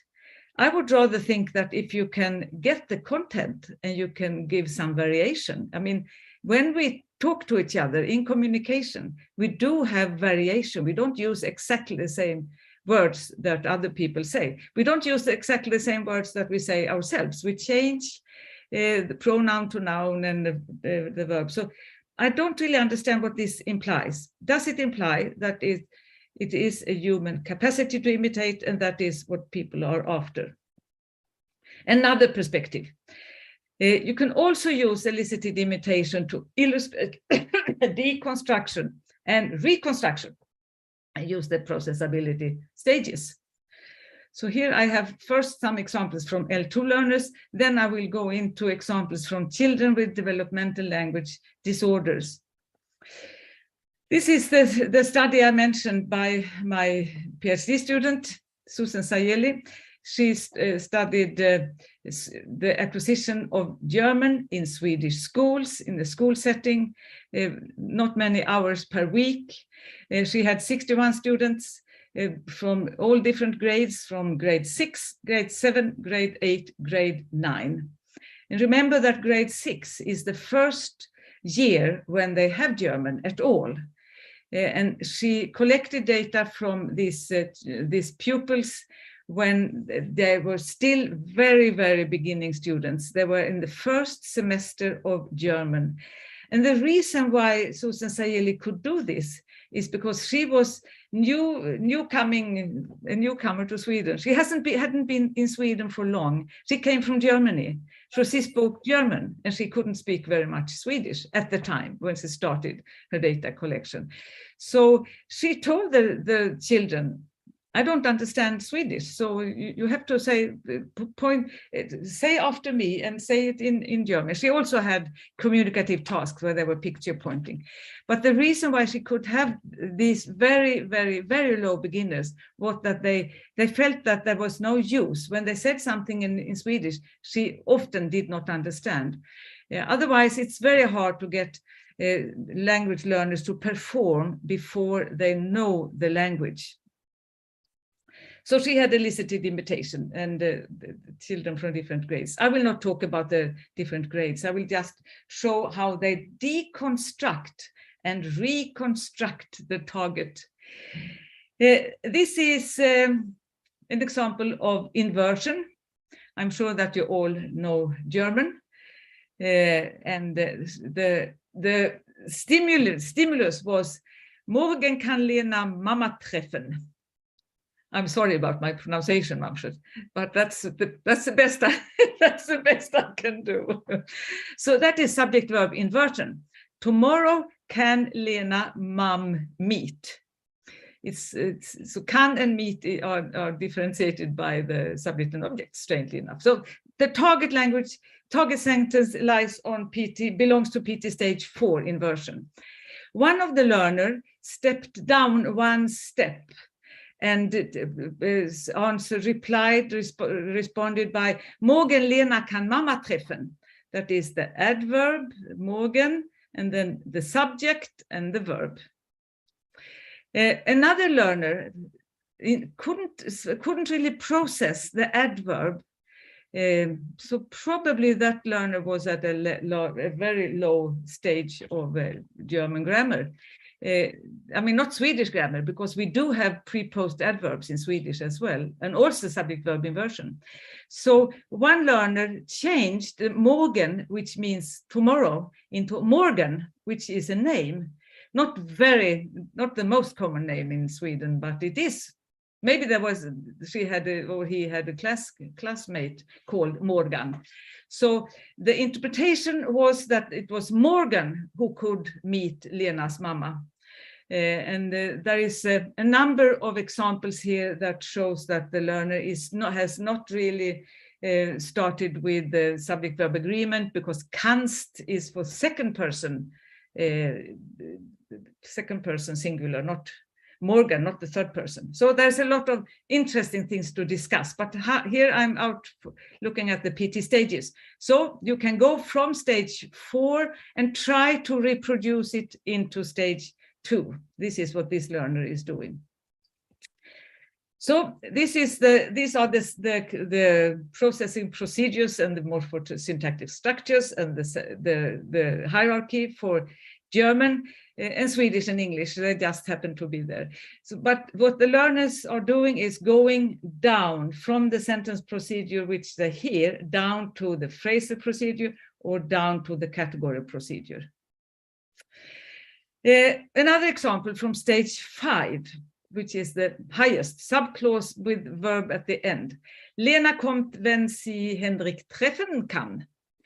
And here is both these responses are far down. It's difficult to find equivalent for stage 4. Nobody attempted that. So it's easier to say Lena treffen Henrik. There are 2 persons. There is Lena and there is Henrik, and they are meeting. And this is also a non-finite verb. So Lena treffen Henrik, and a little bit more complicated is Lena kommt when Henrik kan treffen, which I believe I interpreted that as a verb phrase agreement. You have a finite verb and then verb in the infinitive. So that would give the stage 3 with a question mark. So where am I now? Here. So this is just the same, showing the arrows. It's great fun to make these arrows and show how they find a landing place when they don't know what to say. Now let's go over to children with developmental language disorders. Some of you have heard about children with SLI, specific language impairment. But interestingly enough, 2 years ago, I think, the consortium of language impairment, they changed the name, the term, they changed the whole terminology. And I was very pleased because I have always been talking about these children as learners who are developing language.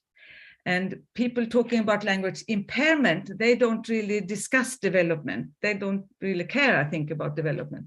But now everybody has to take development into account because they are not language impaired. They have a developmental language disorder. It is a more positive way to look at these children.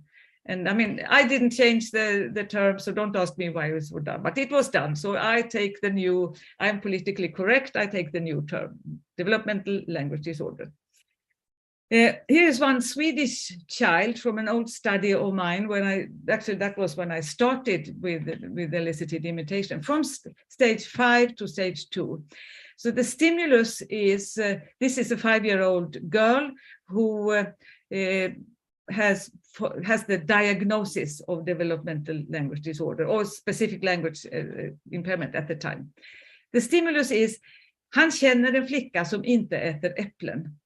He knows a girl who doesn't eat apples. And in Swedish it is who not eats apples. And that is the crucial structure, the subordinate clause word order. This child changed this is a main clause with the subordinate clause inserted, a relative clause. And this child answered by changing the sentence into 2 main clauses.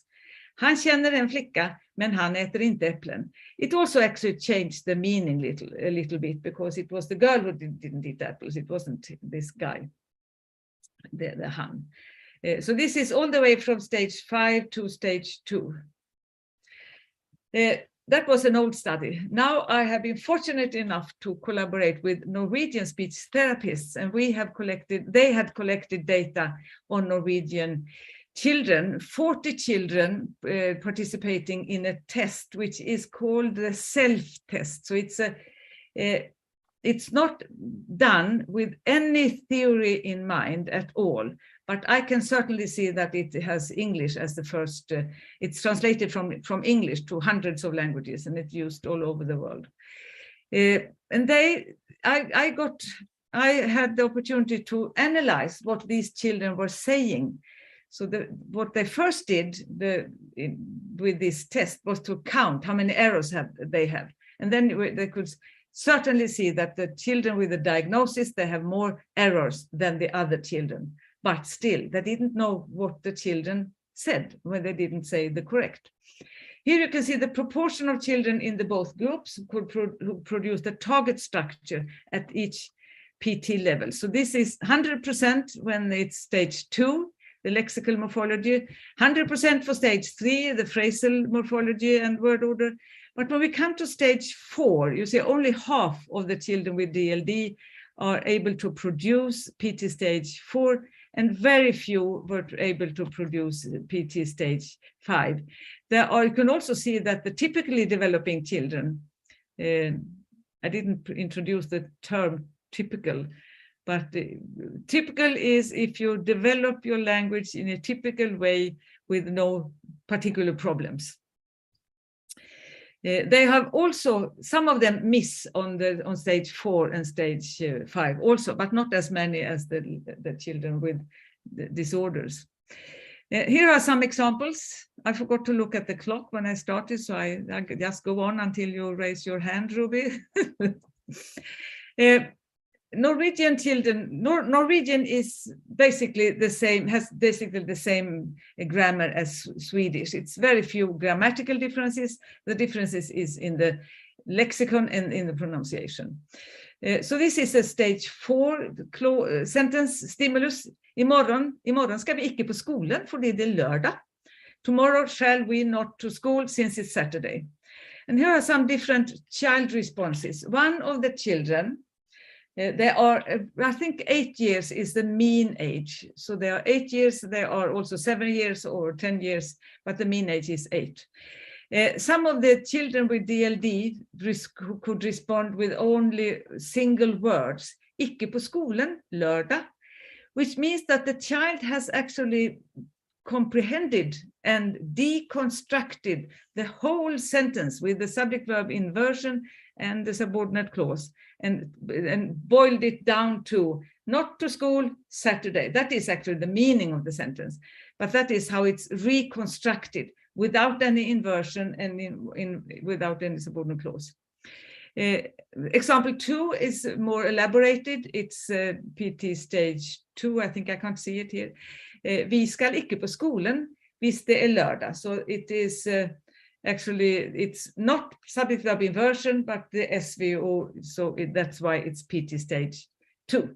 And there is a subordinate clause, but there is no sentence adverbial, so there is no subordinate clause word order, which only occurs in very few sentences, well, 20% of the sentences in the input. But I have to say, of course, that there was a control group of 20 children, and they could all make these sentences at the stage 4. Well, maybe not really all of them. No, I take that back.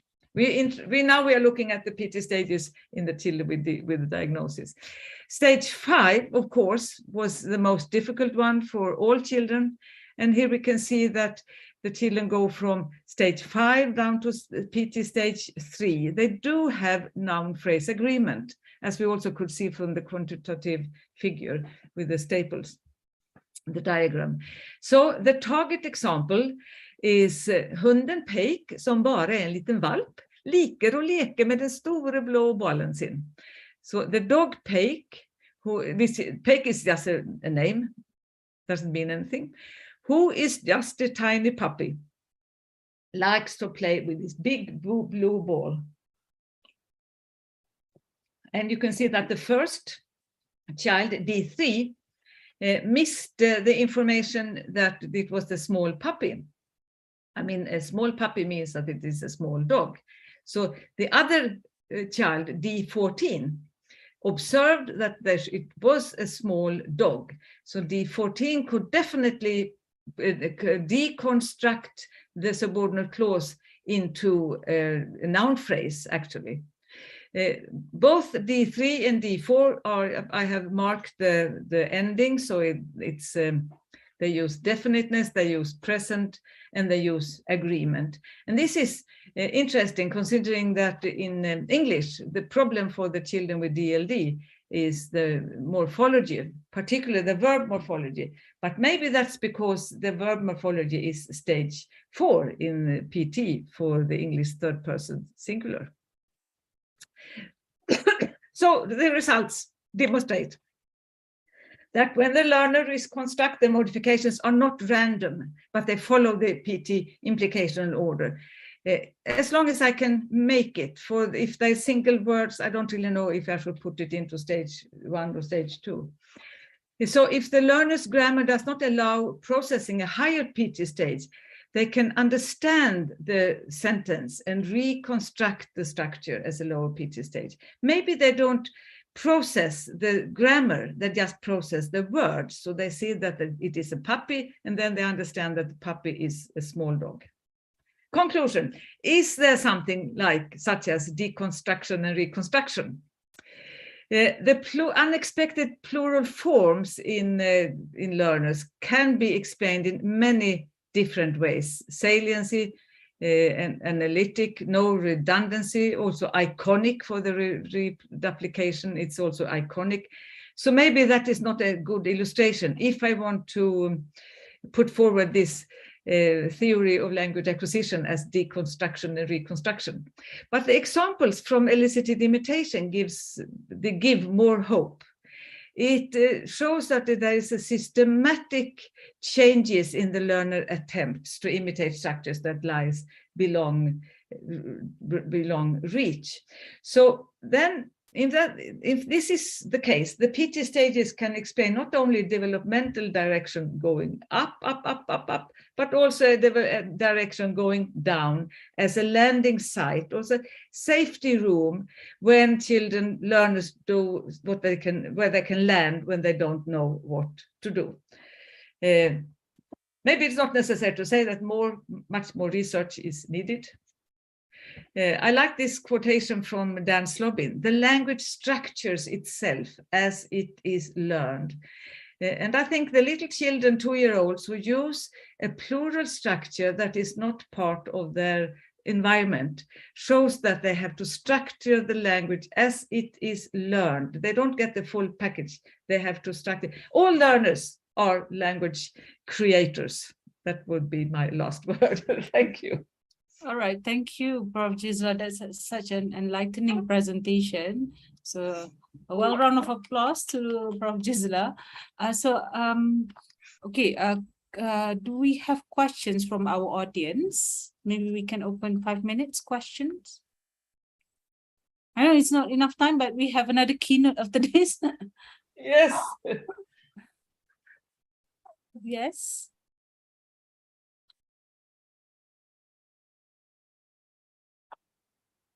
Oh, sorry. Should I go first? Okay. Yes, Marco. Hi, Gisela. Hi, Marco. Good to see you. Good to see you too. Are you in Malaysia? I'm in Malaysia. Yes. Oh, I envy you. Yeah. I hope I will see you not online next time. Yes. Thank you very much. It was very inspiring, and I have 2 questions. The first one is related to relative clauses. Can you please? Marco, I can hardly hear you. Now it's better. How about now? Okay. Relative clauses, first question. I was thinking about the distinction, the linguistic distinction you have between restrictive and opposite relative clauses. So when you have your sentence like Marco, it's not coming through here. Oh, why? How about that? How about Yep. Working? You said something about relative clauses, and then sometimes you were there and sometimes your voice. Okay. So I was thinking about the distinction between restrictive and appositive relative clauses, because with the appositive relative clauses, you are actually adding information which is unnecessary. So in the restrictive ones, like, for example, the boy that I saw yesterday, the information you add is crucial for understanding the identity of the head of the relative clause. So I'm wondering if in the experiment you I don't know, you have more restrictive than a positive, for example. In that case, you may expect the learner or the subject who is involved to not to omit the relative clause. There could be less omissions of the relative clause in that regard, because it is necessary from an information point of view. And that's the first thing that I wanted to ask. And the second thing, or well, I'm going to add it now, and then it's more of a comment, really. You raised a very interesting issue when you said that we normally place the target structures along the hierarchy, and hardly ever do we place the actual structures that the learners produce. And I wonder what your view is on that. And more specifically, you mentioned the reduplication strategy for plural. So my question is, where would you place that in the PT hierarchy? Wow, I'll take that. That is the easier, because that's you only asked me where I would put it. I would put it at lexical morphology, because I think it's you add something to a lexical item. It just happens that it's not a suffix or prefix; it's the same stem.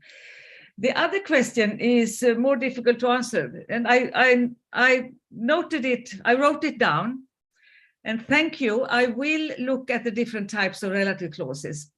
I have a feeling that the L2 learners of Swedish, they learn the relative pronoun, which is som.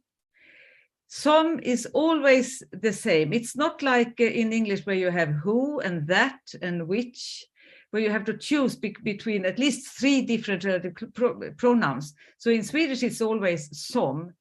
And I think that a lot of L2 learners taking Swedish, they start very early with relative clauses. And som is very similar to hon and han. So it's hon and han and som. So it's he and she and som. So I think that's why they don't distinguish. So they believe that this is just another personal pronoun. For small children, it's more interesting, because small children start with relative clauses in interaction. It's a typical mother is or father is activities. So the father or the mother would say, there is a car, and then the child would say, som kör, that drives. And there is a dog that barks. So the adult would start and give the frame, and the child would just insert a relative clause very, very early. But I never thought of analyzing the type of relative clause. I will do that. Thank you. Yeah, I think I'm just playing around with the head, yeah, because it seems to be working a little bit not very well. But no, I think it's interesting both from an informational point of view, and that could affect somehow the results, and also from a structural point of view, because these different types of relative clauses can have different structural constraints. So take English, for example, you can use that in restrictive relative clauses, but you can't use them in appositive ones. Yes. And I'm sure that you could find something in Swedish too, and in many languages there are different restrictions in these. Well, in Swedish we only have one relative pronoun. We have one very formal in the Bible, but there is only one. And I was actually part of a European project once where we elicited language from 5-year-olds. And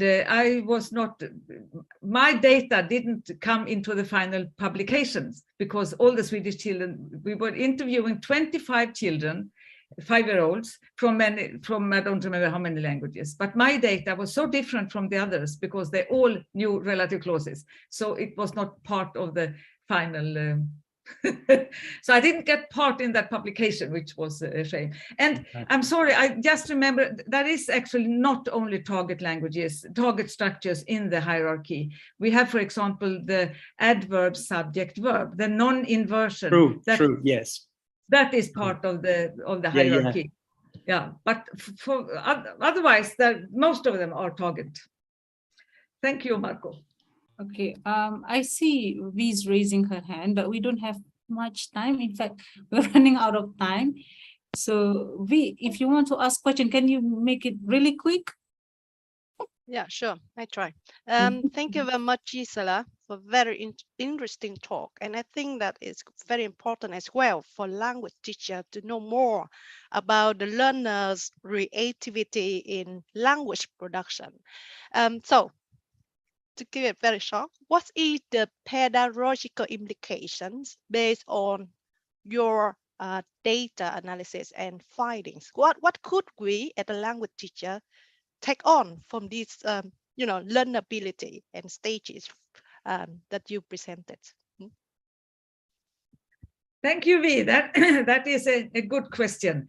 I haven't had any experiments on this, but I have a feeling that if language teachers understand more about the behavior from the students, that will help teaching, because there will be an understanding. And if the teacher studies language typology, she could even say, yeah, I know that is the target in, it's very common in the world's languages that you have number plus uninflected noun. But in Swedish, we are really strange. We have to have a suffix. Maybe for adults, that could be an explanation. But I think to be aware about the creativity, that is the most important thing. Thank you, Gisela. Okay, thank you, Prof. Gisela, and thank you all the questions.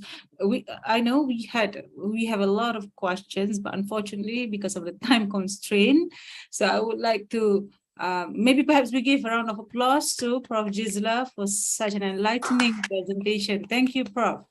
All right, so what's next in the agenda? We will have, we are supposed to have 20 minutes break, but can we just shorten to 10 minutes? 10 minutes break before the next keynote, or do you want to go straight to the next keynote? Dr. Bruno? Is it, what do you think? Should we go straight to the next keynote, or do you want to have like a 10 minutes break? With 10 minutes break? Oh, yeah. Maybe we can have 10 minutes break, then we start again at 4:30.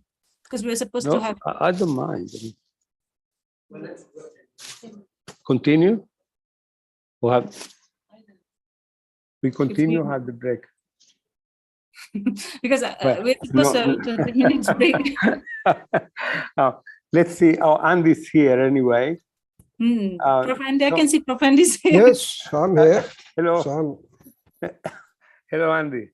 Good night. Okay. Okay. Maybe, sorry. Or just 5 minutes, up to you. Or we can just go, I have. Proceed. Okay, we'll go.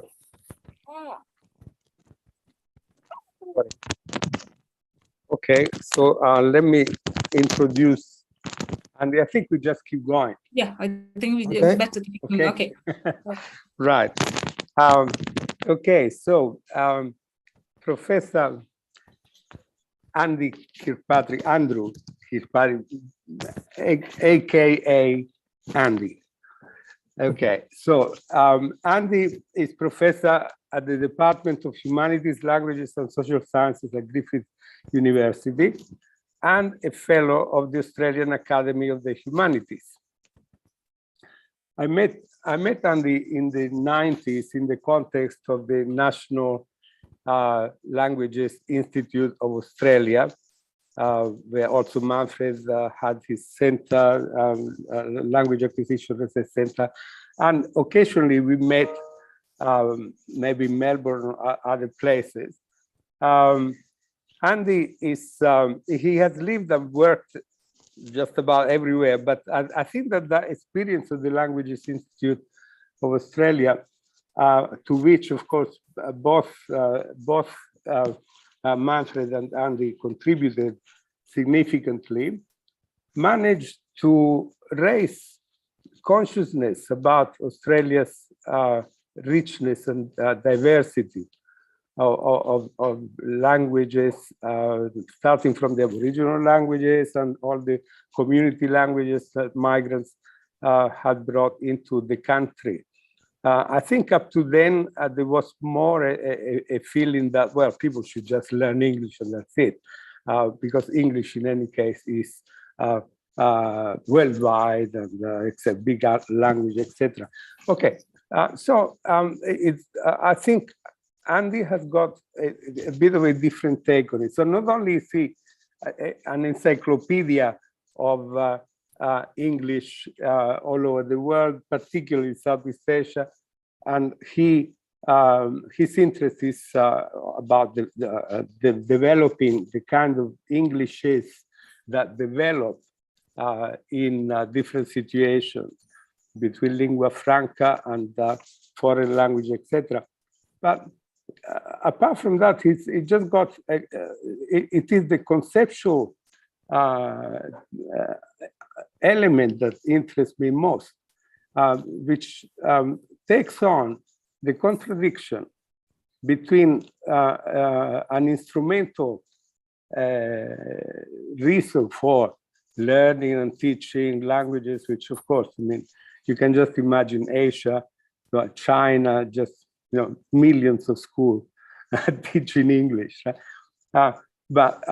Or Malaysia with the colonial past and the kind of contradictions about having to learn English or not, having to put it into the school as a compulsory thing or not, and so on. So I think Andy has got a conceptual framework to place those contradictions and talk about them in great sense. So this is what we'll hear today. Thank you, Andy. Thank you, Bruno. And I've also pre-recorded my presentation, so I'll let you play that. And I hope that there'll be plenty of time for questions afterwards. And in my presentation, I'm not talking about processability. I was asked to, and I'm going to talk about a sort of general view of the role of English in Asia, particularly Southeast Asia. And I will be arguing that the role of English in Southeast Asia and Asia is actually threatening linguistic diversity of the world's most linguistically diverse region. Okay, so if you'd like to start the... Yes.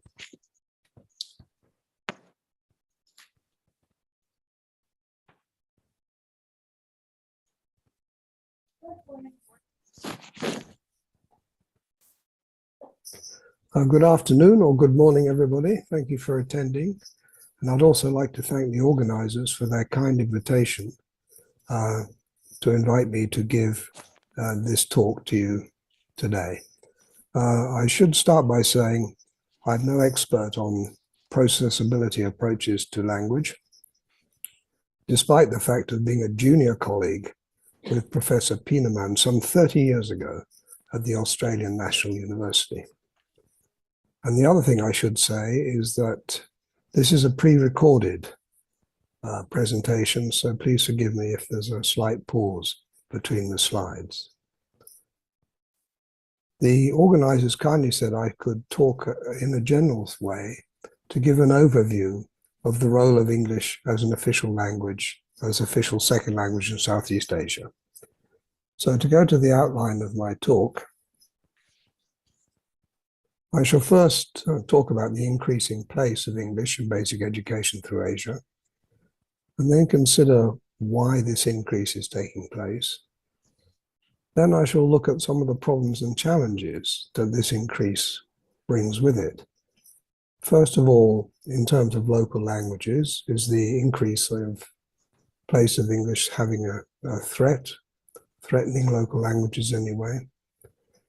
And is the increasing place of English exacerbating the difference between the middle class haves and the have-nots?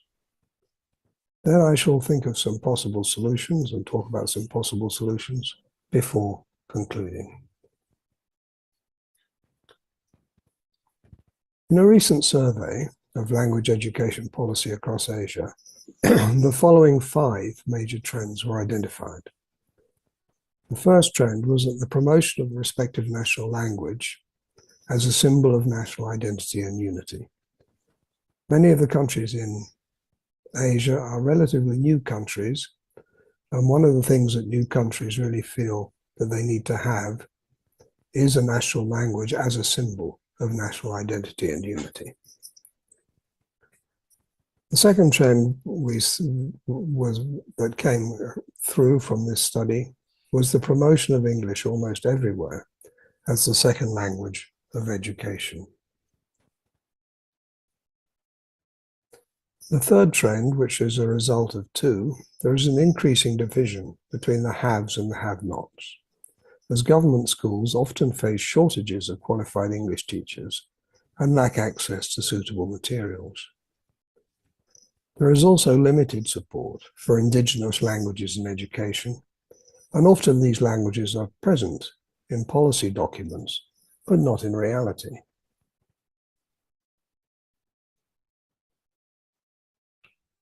And the fifth trend, as a result of 2 and 4, many children are having to learn in languages that they do not understand.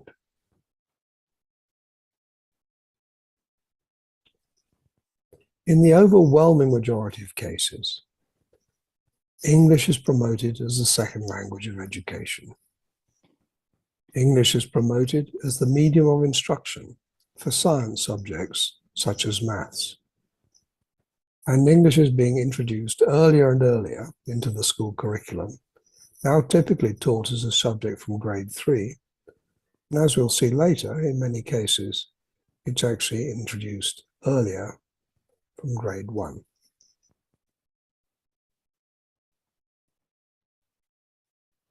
How widespread is the use of English in Asia today? If all these children are learning it, how widespread is the actual use of English?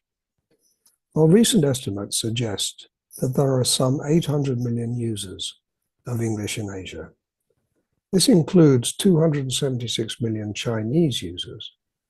That's very interesting because that is now more than in India, where the estimate is 260 million English users. And India was a major colony, of course, and where English has a long established tradition.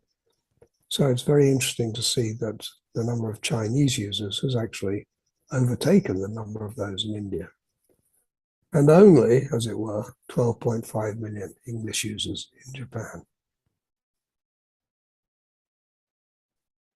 It is worth reiterating, I think, that this figure of 800 million users of English in Asia far outnumbers the total number of native speakers of English worldwide. Why then are so many people across Asia learning and/or using English? This desire for English is driven, basically, by a neoliberal agenda and by the need to participate in globalization and international markets. There is also the desire for people to be able to communicate their wishes and values to others, and English, as the international lingua franca, is an obvious language to learn to achieve this.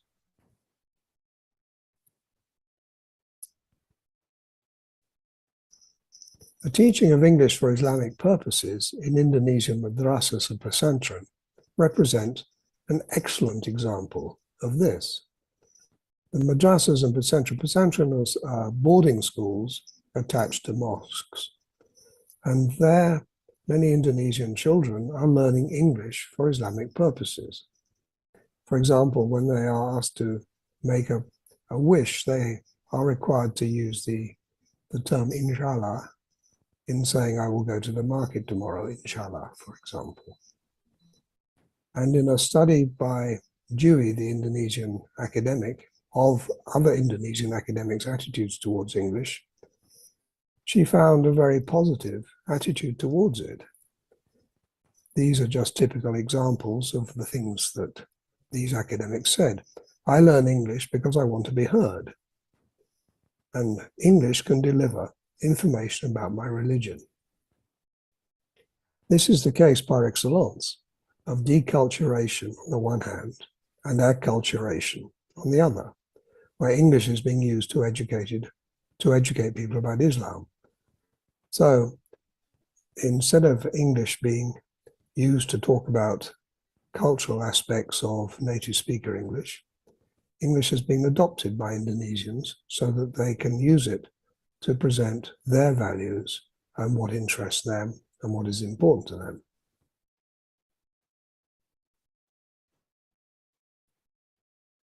There are also regional motivations for learning English. The 21 countries of the Asian Pacific Economic Group of Countries, APEC, have actively promoted the learning of English for some time. At the APEC ministerial meeting some 20 years ago, the member economies were encouraged to undertake measures to provide adequate knowledge and practical use of English as a working language within the APEC region. Major regional motivation for the learning of English in Southeast Asia is the fact that the Association of Southeast Asian Nations has made English the sole official working language of the group. Article 34 of the 2009 ASEAN Charter reads simply, "The sole working language shall be English." And the then Secretary General of ASEAN, Le Luong Min, speaking in 2013, noted, "With the diversity in ASEAN reflected in our diverse histories, races, cultures and belief systems, English is an important and indispensable tool to bring our community closer together." He continued, "Used as the working language of ASEAN, English enables us to interact with other ASEAN colleagues in our formal meetings, as well as day-to-day communications.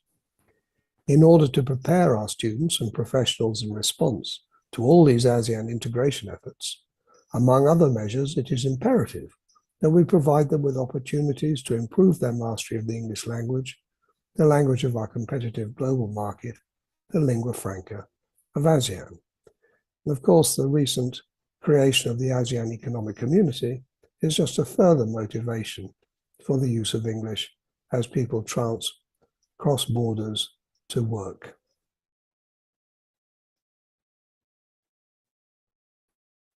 There are other local motivations and demands for learning English. Colonial legacy is a major cause for the use of English in what were outer circle countries, post-colonial settings, and this legacy can be realized in different ways.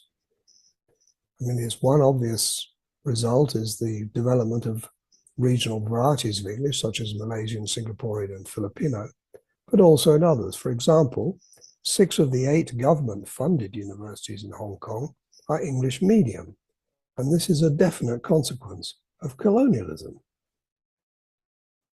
And if you have English medium universities, you will have washback effects onto the secondary and even primary schools.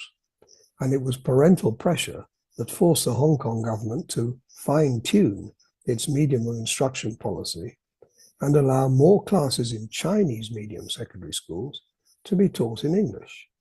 So the number of courses, even in Chinese medium schools, taught in English is going up, with a corresponding decline in the number of courses taught in Chinese, even in the Chinese medium schools.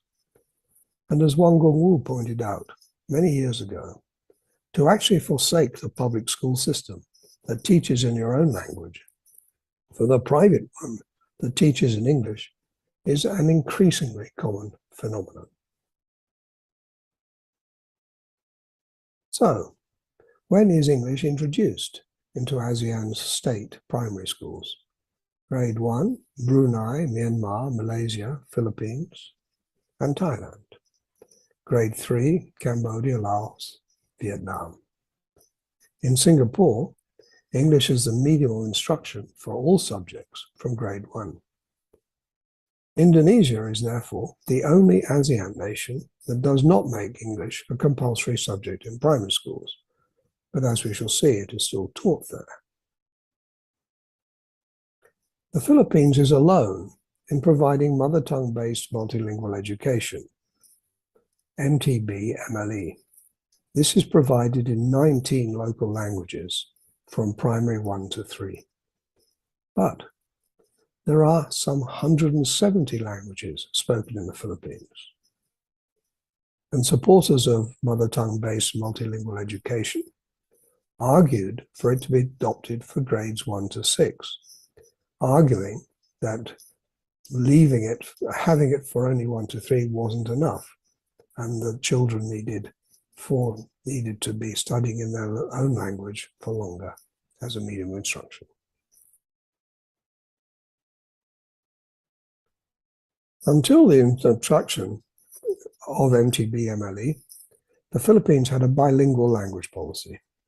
From grade 1, English was used for science type subjects, while Filipino was used for arts type subjects. But Filipino is something of a created language, being heavily based on Tagalog, the language of the capital, Manila.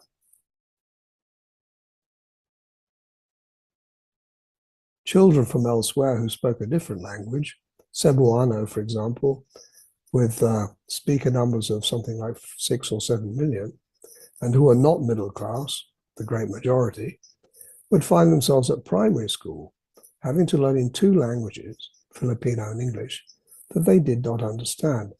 And this explains a long-standing popular demand for MTB-MLE in the Philippines. As a Filipino linguist and educator, Gonzalez despaired. The formula for success in Philippine education is to be a Tagalog living in Metro Manila, which is highly urbanized, and studying in a private school considered excellent. And of course, the opposite, the formula for failure is the opposite, being non-Tagalog, studying outside of Metro Manila, in a rural setting, in a public or government school considered substandard. And as noted above, MTB-MLE has met with criticism.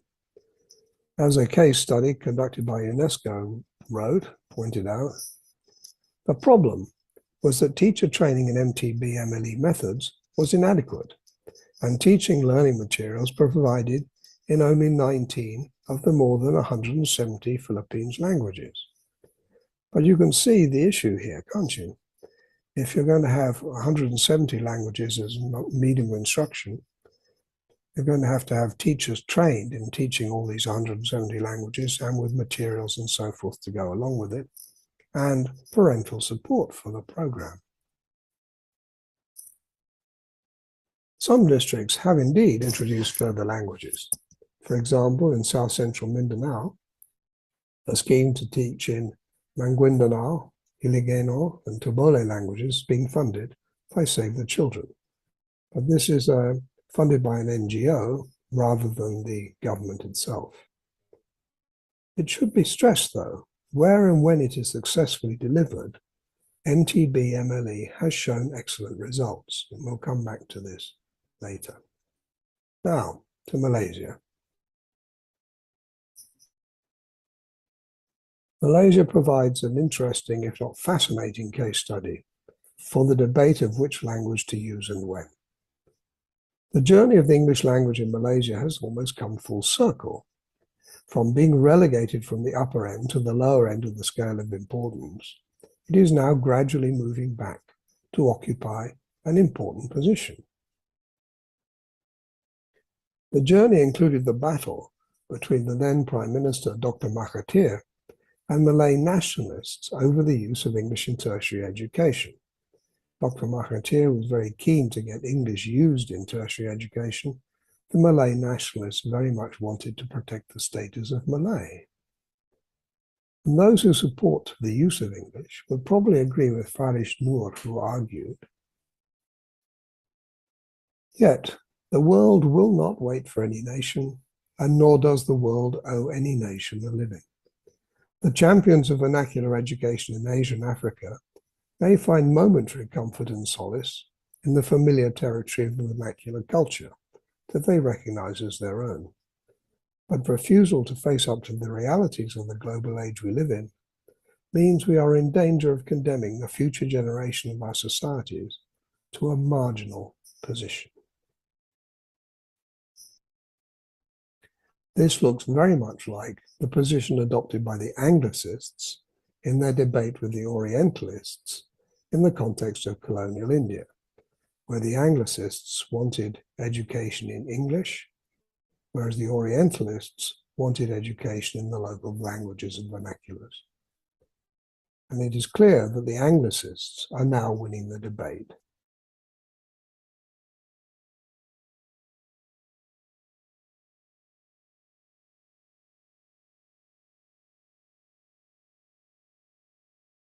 As more and more countries are introducing English earlier and earlier into the plurals of local languages.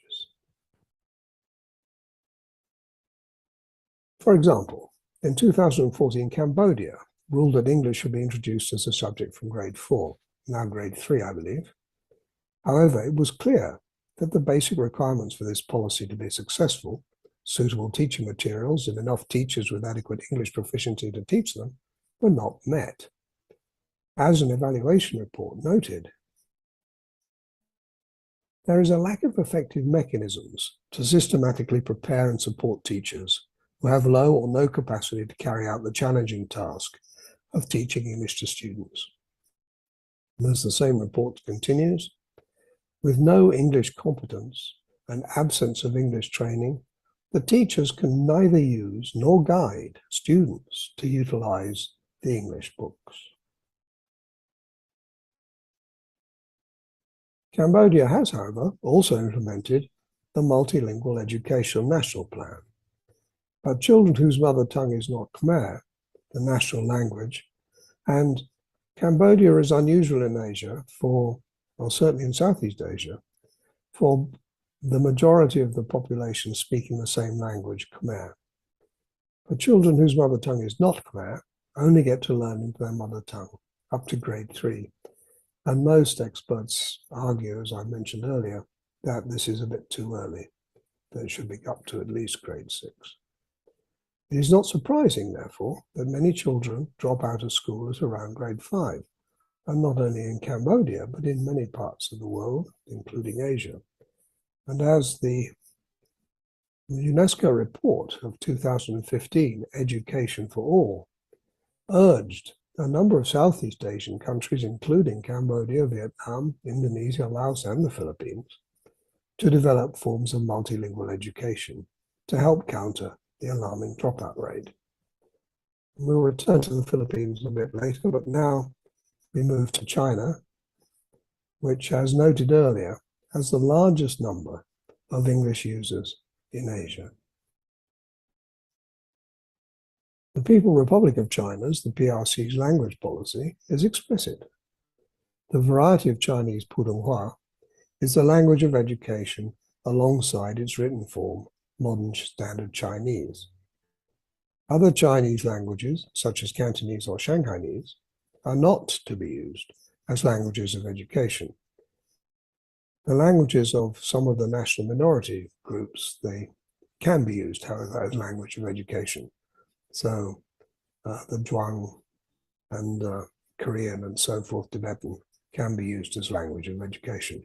But Chinese languages, such as Cantonese, are not to be used as languages of education.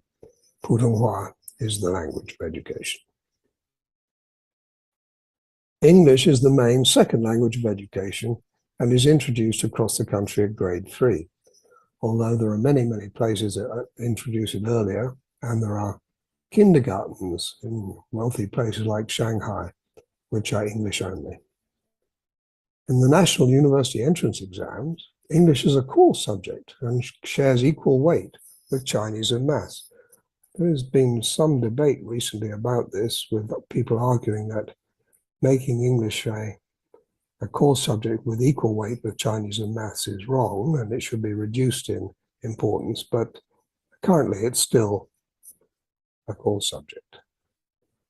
English is also seen as a vital tool for international communication. The need for English is reflected in the desire of Chinese to communicate across borders. English connects Chinese people to the world, either directly through travel or education abroad, or even symbolically by connecting young people to life outside mainland China at a range of levels, from popular culture to current affairs, or to various forms of academic knowledge.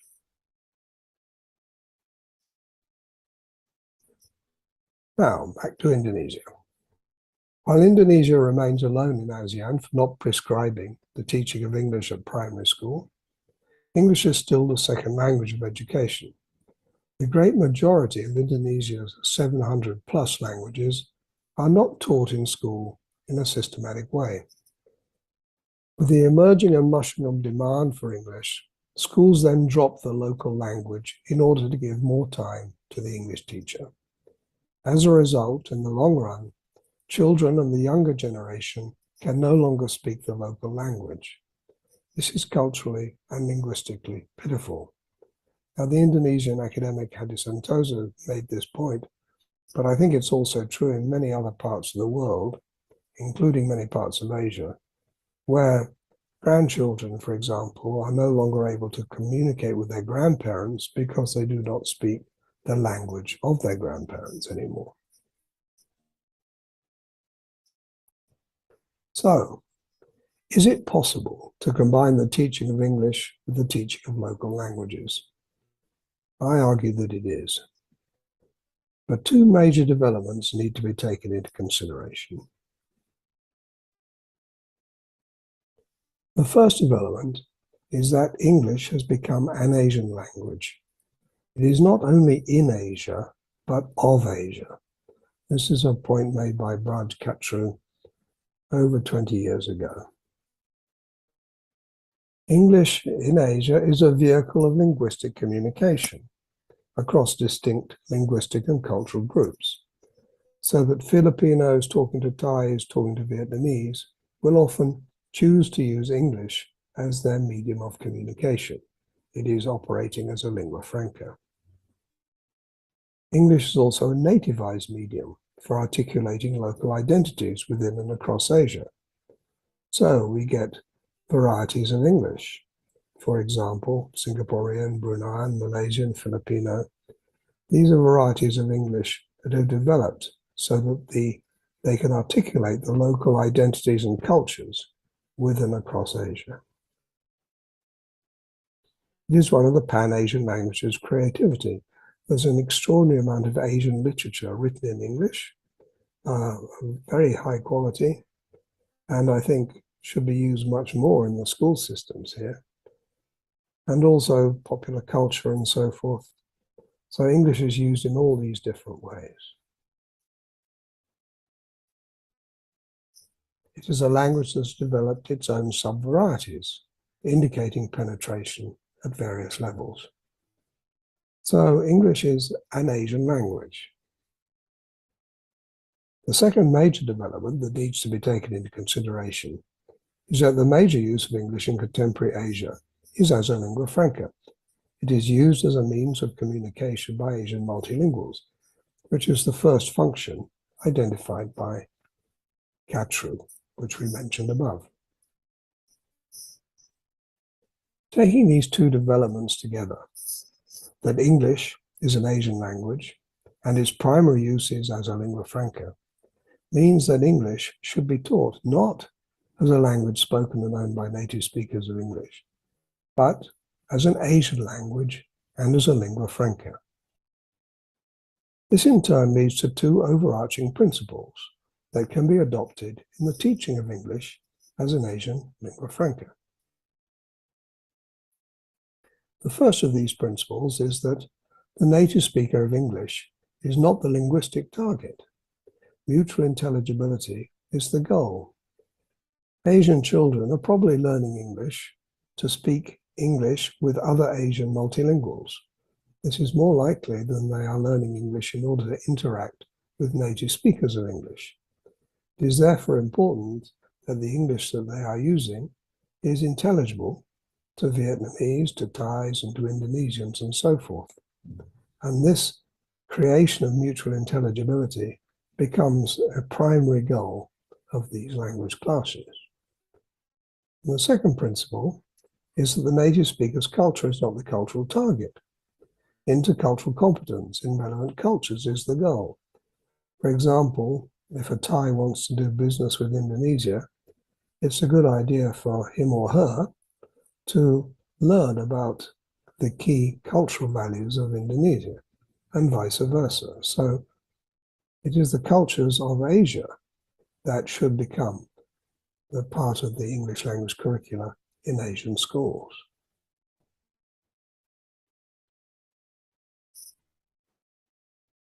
In this way, Asian children can recognize that English is a language that belongs to people like them, and not solely to foreign native speakers. A lingua franca approach can be adopted, replacing an approach that sees the approximation of native speaker norms and cultural values as the goal. Perhaps most controversially, teaching English as an Asian lingua franca means that the teaching of English can be delayed, at least until grade 5 of primary school, if not grade 1 of secondary school. The primary curriculum can be freed up to allow local languages to be taught, either as subjects or as media of instruction. Delaying the teaching of English until children have achieved literacy in both their mother tongue and their respective national language can actually improve children's chances of becoming proficient in English. This is a very difficult point to get across to people because they believe that the earlier the better. The earlier we start learning something, the more we will learn. But that is not true if the English or the language is being taught in institutional settings like a school. Language learning improves once children reach literacy and fluency in their first language, and then they can move on. So if you achieve literacy in both mother tongue and the national language, your chance of becoming proficient in English becomes higher. And this has been shown conclusively, actually, in research in those areas in the Philippines where MTB-MLE has been successfully adopted. Because results from successful MTB-MLE produces children who are not only literate in their mother tongues, but whose proficiency in the national language and English is higher than those of children who are taught using only the national language and English as languages of education. In other words, if you get literacy in your mother tongue, you'll find the learning of later languages easier. To conclude, English is here to stay as a language of basic education throughout Asia, but it can be taught as an Asian lingua franca and as an Asian language. Its teaching can be delayed, at least until upper primary, if not grade 1 of secondary school. The primary curriculum can focus on local languages. Far fewer children will drop out of school. More children can therefore develop literacy in local languages, the respective national language, and proficiency in English.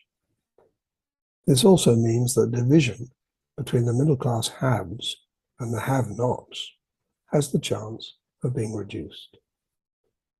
And local languages can be languages of or in education. Thank you very much for listening. I'll be very happy to take any questions that people might have. Thank you.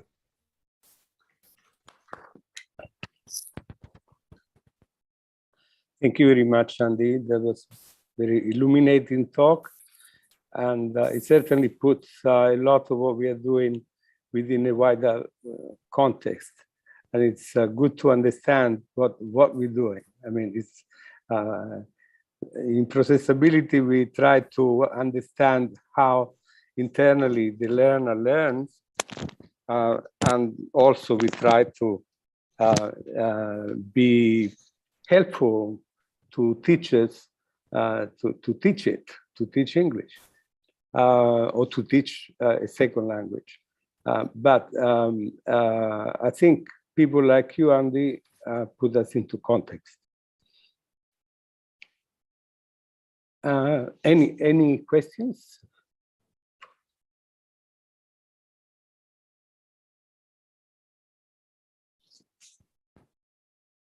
Okay, there is Manfred, Gisela.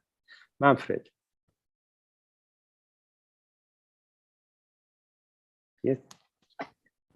Oh, thank you so much for putting language in Asia in this broader context. I think, as Bruno said, that's really important. It reminds us when we take the more microscopic view that we do in PT to remember that there is a context in which this all happens. And I was intrigued because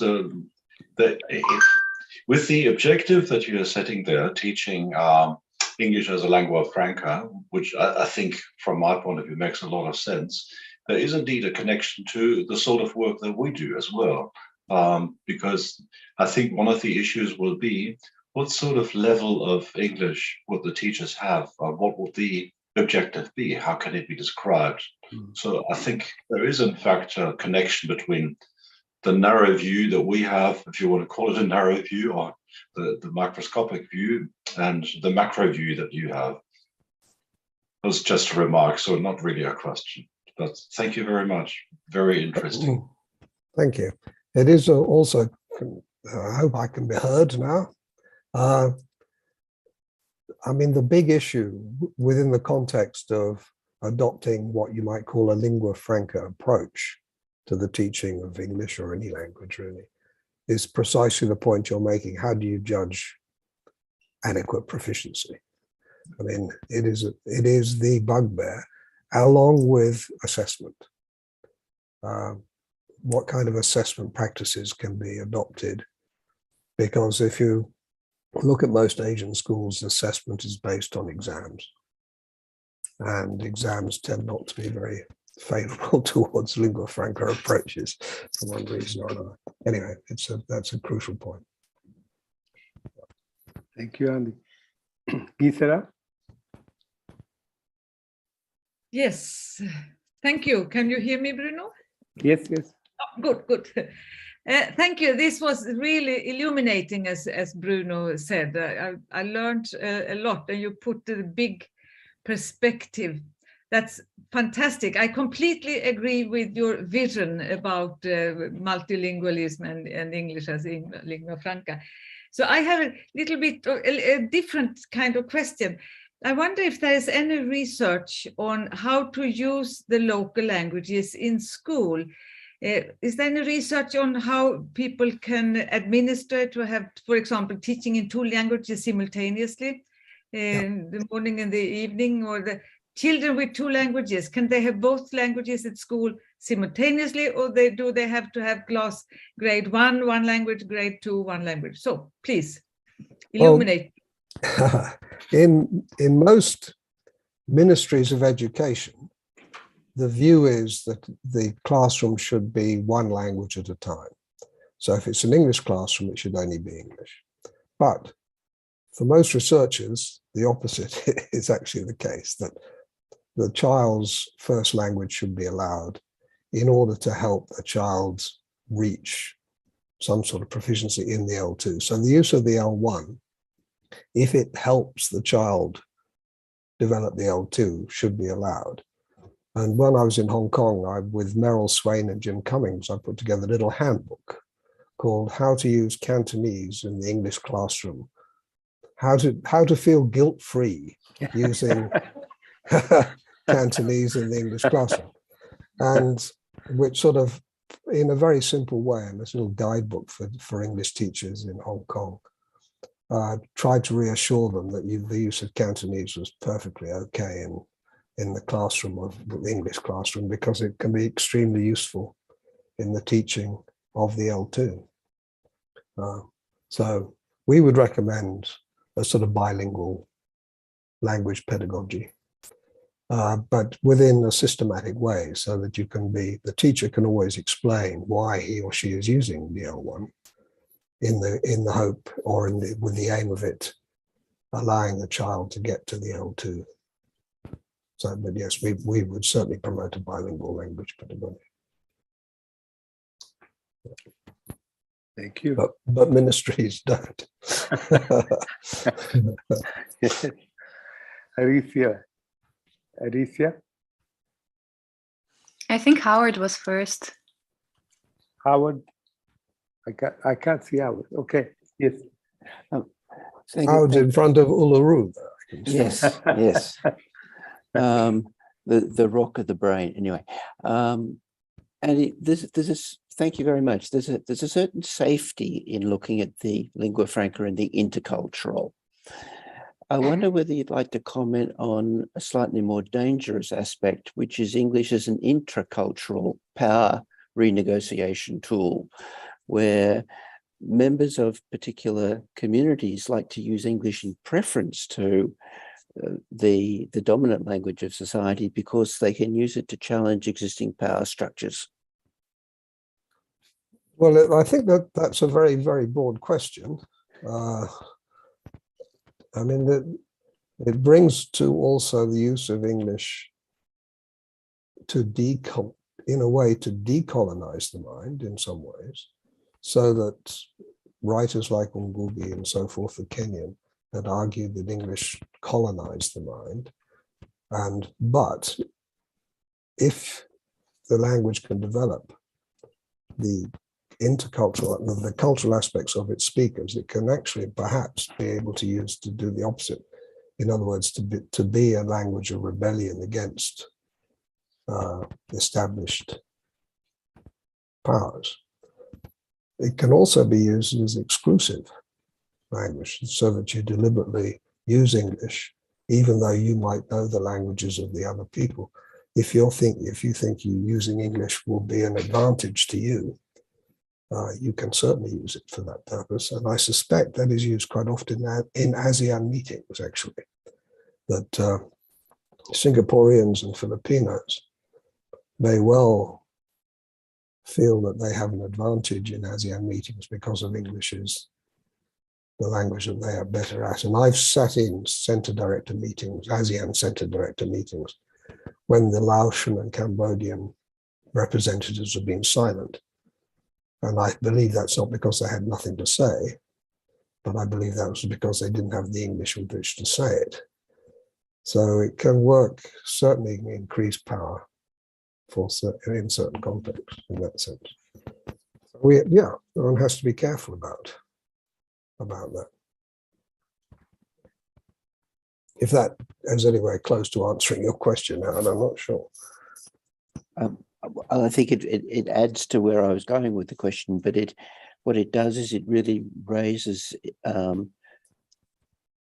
further strengthens the question that you were raising before of what do we mean by proficient use of a language by a teacher, and what uses of the language are actually taught. And if you bring in that dimension of negotiating not quote simple transactional issues, but profound identity issues, individual and cultural, it raises a whole other level of what's the curriculum look like. Yeah. Well, I would suggest that the curriculum within the context of ASEAN, the English language curriculum in the context of ASEAN, should be incorporating cultures of ASEAN speakers and knowledge of ASEAN, so the English curriculum can actually be a kind of a conduit for. And we actually tried to do this in Indonesia, but the Indonesian book writers, instead of doing the context of ASEAN, chose to put the cultures of Indonesia, and that was really interesting because we had lots of interesting chapters written by Indonesian teachers, which were quite negative about various cultural aspects of their own cultures, and apparently the book was very successful. The Indonesians found it useful to be able to speak in English about their own cultures in that way. Yeah. Anyway, is it Alicia? Thank you, Alicia. Hi, thank you for your presentation. I'm really happy that the matter was brought up. I would like to hear a little bit more what I see throughout the presentation, but which you didn't mention, is of course the interaction of language and class. I was partly raised in India. I've spent a lot of time there, also for my research, and it's very clear that the proficiency of English and the kind of English that is being spoken and being learned really interacts with class. I mean, a lot of my friends in India, most of them, like all of them, are multilingual. I think also Asia is a very interesting context in that sense, because like the concept of a monolingual is actually very rare in Asia. But a lot of people that I met there that were middle class or higher class, they had English as one of their native languages. So like what you were discussing in your presentation interacts with this, and I was wondering if you could elaborate a little bit more on that. I think one of the arguments that governments and ministries of education present for introducing English earlier and earlier into the curriculum is precisely to reduce the gap between the middle classes and the rest. But in practice, it doesn't work, because the amount of resources that are required to have enough teachers with enough English to teach from primary 3 across Asia there simply aren't enough teachers to do it. So what is actually happening, I think, is that the division between the middle classes and the others is increasing. The middle classes will take care of themselves. They can afford to send their children to private schools and so on. The focus must be on how to allow the children in state schools in rural parts of Asia. How can they be given access to English in such a way that actually benefits them? That's a really, really difficult issue because of the numbers you're talking about. And one of the reasons I suggest delaying English until secondary school is also to allow children in those circumstances to become literate in the local languages, because I believe that once you have literacy in your local languages, it acts as a bridge to literacy in later languages. So by delaying English, you actually give the child more chance of becoming proficient in it. Yeah. That sounds counterintuitive, and it's a very difficult message to get across to ministries of education, and a difficult message to get across to parents, because parents will say, why aren't our children learning English right from the word go in primary school? We want them to become proficient in English.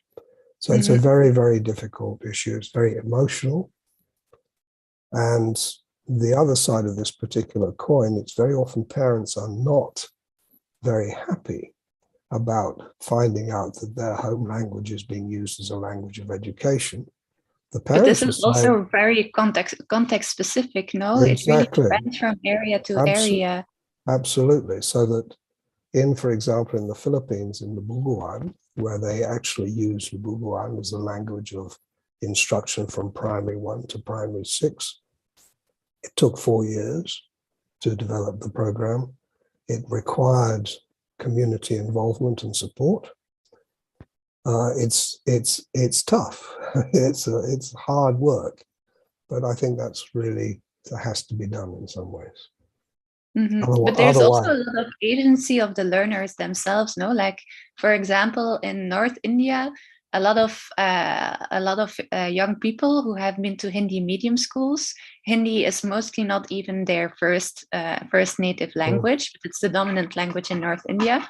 A lot of them are learning French because there are a lot of French tourists, and there's a lot of connection with French business, etc. So there's also a lot of agency of these people, because they're really they try and find ways to learn the languages themselves. So I think this also would be an interesting interaction to look at. On one hand, you have top down from the government, but on the other hand, you have also a lot of enthusiasm from young people, especially from the lower classes, who are trying to improve their situation, to learn other languages.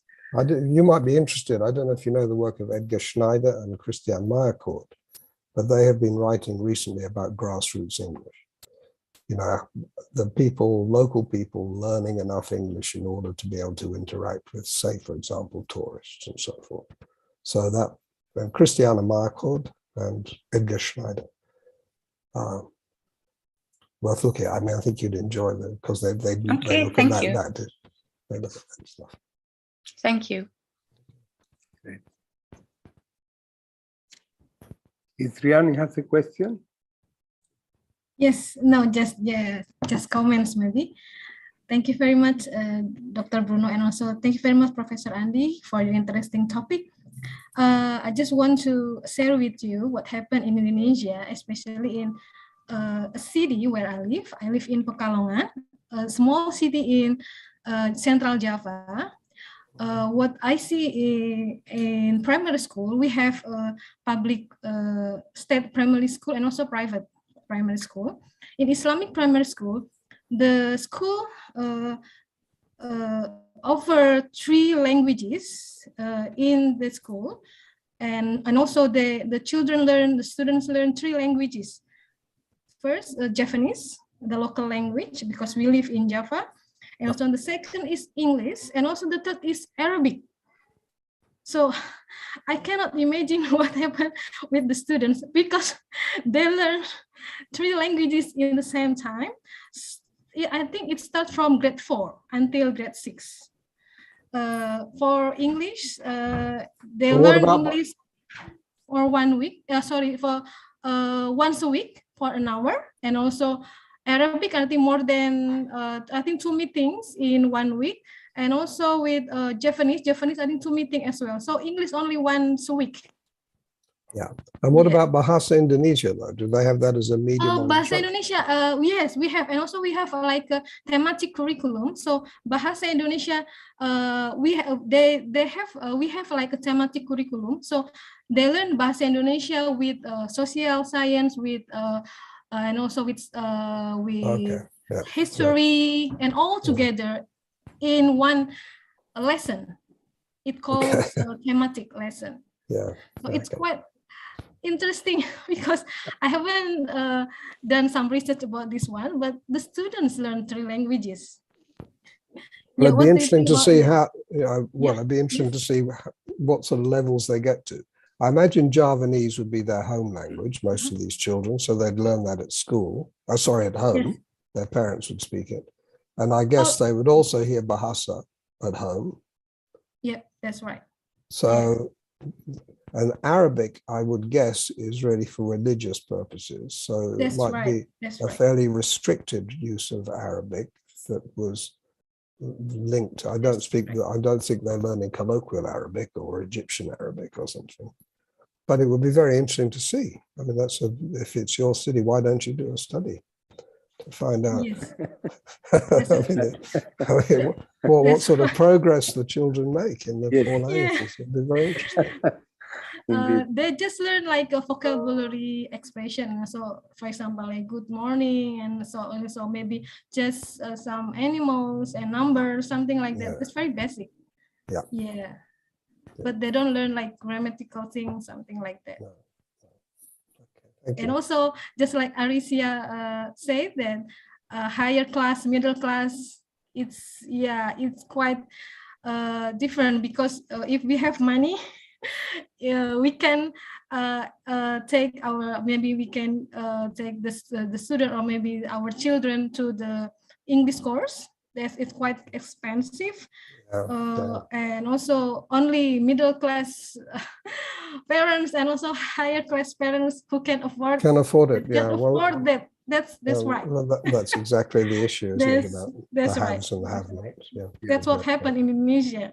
Yeah, I'm sure. Yeah. Thank you very much, Professor. Thank you for your question. Good. Do we have any other questions for Andy? It seems not. So, I would like to thank Andy, and that was great. Very good. I'd like to thank you very much. Thank you. Also, I think Howard's got his hand up. I don't know if he's still. I just wanted to say hi to Howard, because I haven't seen him for a long time. Having been banned from Australia. Yeah. Hi, Annie.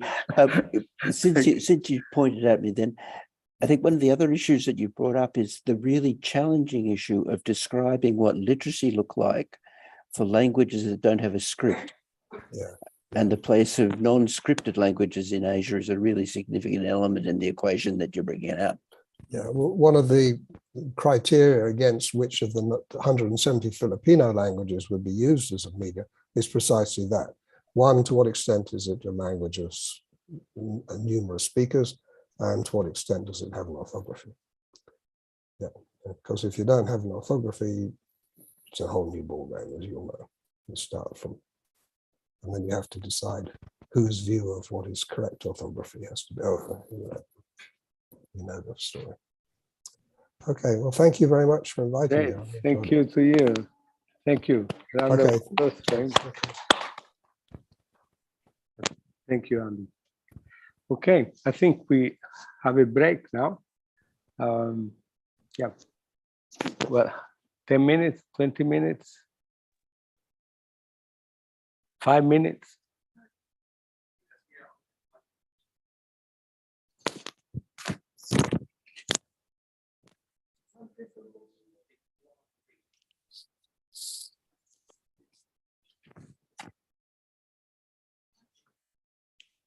What do we have today?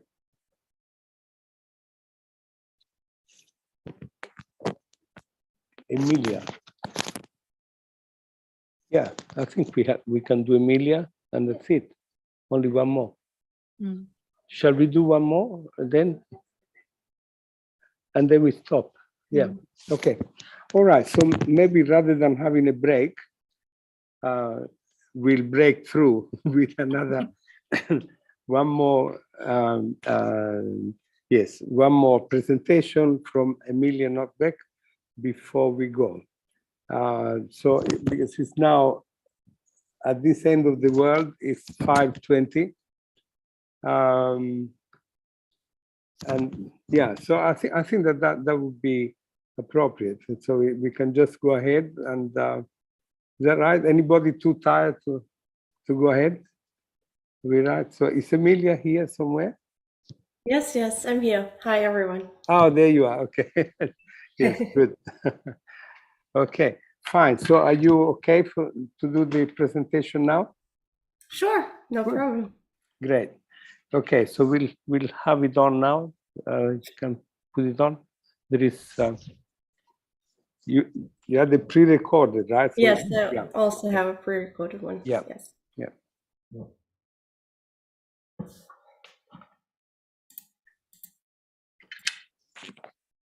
Hello and welcome to my presentation. My name is Emilia Notbeck and I'm going to present part of my PhD project which deals with turn-taking in SLA, the role of prosody. In turn-taking, and generally it has been established by Sachs et al., that human communication is fast and allows for a rapid exchange of turns between speakers. But the speech pauses, or so-called gaps between speakers, are short. They're even shorter than the amount of time it takes to produce even a single word. Therefore, one conclusion can be that speakers make predictions about, on the one hand, the content of the interlocutor's turn and the turn end. Many studies investigate native speakers with different L1s, but my PhD project is going to focus on L2 learners in different stages of the PT hierarchy. Specifically, I'm going to focus on turn-end predictions, and as there are different types of cues to predict turn-ends, my project is going to focus on prosody. My research questions are, in how far do L2 learners in different PT stages make use of prosody in anticipating the end of a speaker's turn, and what is the role of prosody in turn-end predictions in different types of questions. So, Levinson and Herrera found that in face-to-face conversation, the gaps between turns are around 150 to 250 milliseconds long. But what's puzzling about this is that it takes around 600 milliseconds to produce even a single word. Therefore, Levinson and Herrera claim that listeners engage in so-called predictive comprehension, which means that while they are listening, they are also planning their own response. So they predict the speech act and start planning their response, Then they also predict the turn end and then make use of turn ending cues in order to then launch their own response. There are different kinds of cues that one could use in order to predict turn ends. For example, lexicosyntactic content as established by Magyari et al., but then also prosody as researched by De Ruiter et al. And Burgos and Torreira, but then also semantic and pragmatic information as analyzed by Garrett and Pickering, and non-linguistic information like gaze shift or gestures as, for example, researched by Holla et al. Because prosody, however, led to inconclusive results in these two studies, I decided to focus on prosody in my research project. Okay, so De Ruiter in his study basically established that the lexicosyntactic content is sufficient for projecting the moment of turn completion, and that the intonational contour is neither necessary nor sufficient. And of course, this is a very strong claim, which has then been challenged by other studies, and therefore the inconclusive results regarding the role of prosody. One of the studies that challenged this claim is the study by Burgos and Torreira. They hypothesized that intonation is an important source of turn end cues, and the identification of the end of an intonational phrase is necessary for smooth turn taking. And therefore, they created a reaction time experiment including short versus long questions, and manipulated those to all in all have 6 different conditions. An original short and an original long condition, and 4 modified conditions. The modified conditions they called truncated and cross-spliced conditions. That means that in the truncated version, the long version, so 2a, was clipped, and at Radford University was removed from the stimulus, so that you had in the end the version 1b, which was a modified short condition in the end. In terms of cross-splicing, they inserted one element of one stimulus into another stimulus. So if you look at 1c, they inserted the word student from the long version, 2a, into the short version, into 1a, and this all in all resulted in this version 1c. The important thing here is that the word student in the modified short condition does not contain any prosodic turn final cues in this word, and therefore it is interesting to see if these reactions, or if the reaction times will differ between 1a, the original short condition, and 1b and 1c, the modified short condition. Also, the difference between 1b and 1c will show in how far participants pay attention to turn initial prosodic cues or turn final prosodic cues. And a similar strategy is also applied in the modified long conditions, where the at Radford University was inserted into the original short condition to create a modified long condition, and cross-spliced in 2c, where the word student from the original short condition was included into the original long condition. Here the important point is that the word student contains turn final cues, and therefore participants might be cued into pressing the button early, because they assume the utterance to be complete at the point, at the syntactic completion point after student. Okay, the results for the short questions are as follows.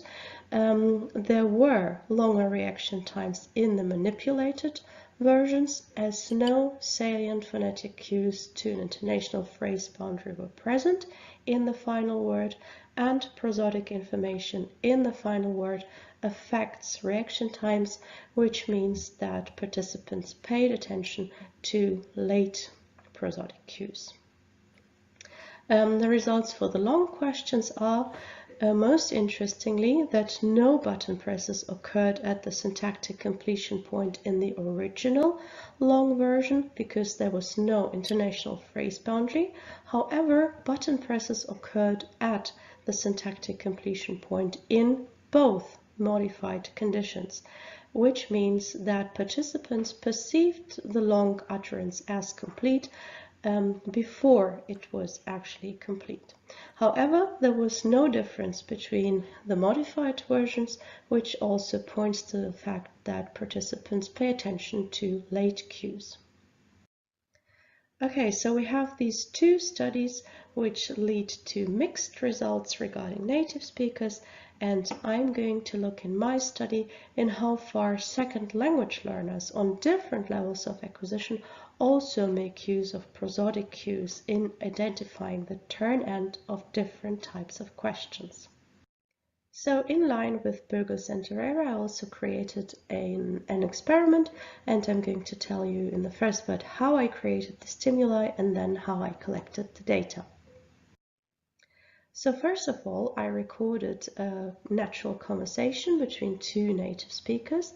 They filled out a questionnaire with 28 open fields. For example, it asked for their favorite food and they had to write down their actual favorite food or invented favorite food. That didn't matter. And then in the first task was for the first person to ask questions like, what is your favorite food? Which is a stage 4 question and occurs a little bit later in the hierarchy. And the second person had to ask questions like, your favorite food is pizza, which is a stage 2 question and occurs early in the hierarchy. So in English, the WH questions exhibit a falling or steady intonation, and SVO questions exhibit a rising intonation.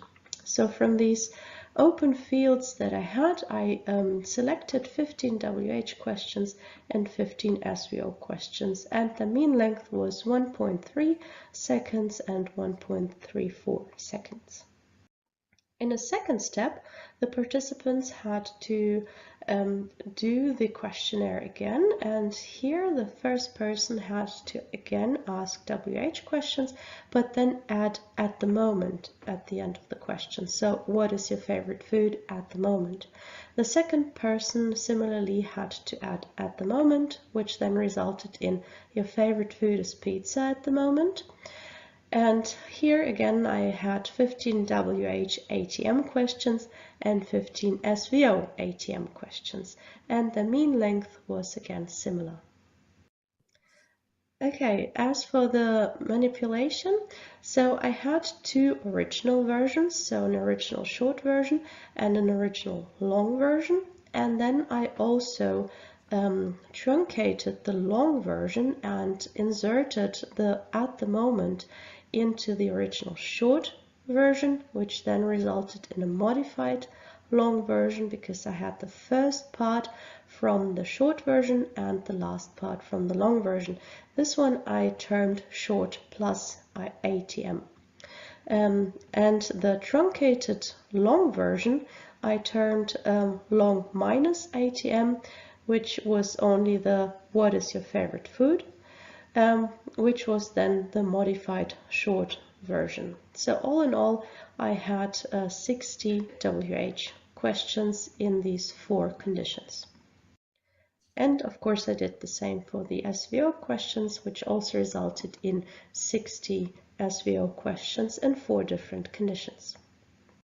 Okay, so then as a second step, I created a reaction time experiment because reaction times mirror processing speed and also indicate in how far learners make use of prosodic cues in order to identify turn ends. This was an online reaction time experiment which was created using PsychoPy. It had 1 trial run and 2 main runs. First the WH questions, then the SVO questions, and the stimuli were played in a random order. The participants had to push the space button as soon as they thought that the turn is going to finish, and as soon as the button press occurred, the audio stopped. So all in all, I had 3 groups. I had 30 beginning learners on the stages 3 and 4, and 30 advanced learners on the stages 5 and 6, and as a control group, 27 native speakers of English. The PT stages of development were established in oral interviews via Zoom, and I used the habitual action task, spot the difference task, and the platypus task. And here are my hypotheses for all questions and all learners, the general hypotheses. So in order to challenge the router's view, I would assume that if prosody does not play a role in turn-end prediction, there will be no difference in reaction times between the original and the modified versions. I would also assume that reaction times to the short plus ATM, so the modified long condition, will be faster than to the long, so the original long condition, because here in the modified long condition there is an early intonational phrase boundary, and I expect participants to react to that. Also, the reaction times to the original short condition will be faster than to the long minus ATM, so the modified short condition, because this modified condition does not contain a turn final phonetic cue, and therefore participants will be surprised by this turn end. So I'm comparing the long and the short plus ATM and the long minus ATM and short version. So here are my results regarding the advanced learners and all questions. As expected, the fastest results occurred in the modified long version, which means that participants recognized the presence of an early prosodic turn final cue and therefore pressed the button earlier than in the original long condition, which did not contain such a prosodic cue to turn completion. And the difference between these two reaction times is statistically significant. Similarly, for the original short and the modified short versions, it is also as expected that the reaction times are faster for the original short condition, because the modified short condition did not contain any prosodic cues to turn completion, and therefore participants were not able to anticipate the turn and therefore pressed the button in reaction to the stimulus. Also, the difference between these two results is statistically significant. Regarding anticipation, Thompson et al. Claimed that reaction times to auditory stimulus take 140 to 160 milliseconds. Therefore, I can establish here that advanced learners can anticipate turn ends in the modified long and the original long condition, as well as the original short condition.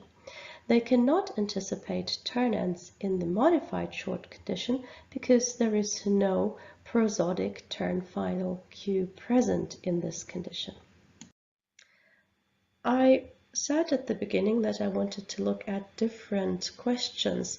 However, looking at the results for WH and SVO questions in advanced learners, I noticed that there is no significant difference between the two types of questions. So prosodic cues are important for both types of questions in a similar way, and this was also the case for beginning learners and native speakers.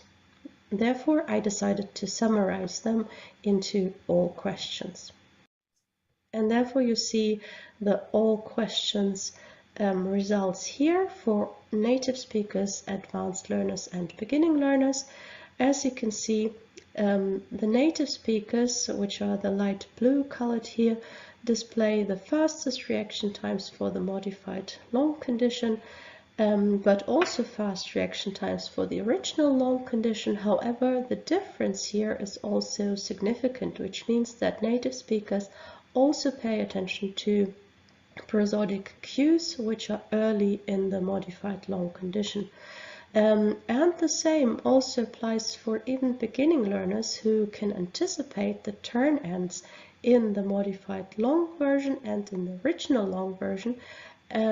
But the fact that the difference here is also significant also points to the point that even beginning learners pay attention to the early prosodic cues that are present in the modified long version. As for the short versions, the differences here are also significant. So the button presses occur a lot later in the modified short version for all groups because they do not anticipate the turn end here and do not expect it here because there is no turn final prosodic cue to be perceived. And therefore, the differences here are also significant. What is also important is that there is also a significant or slightly significant difference between native speakers and advanced learners in the reaction times to the modified long and the original long condition. And this just shows that there is still room for development, so to say, for the advanced learners.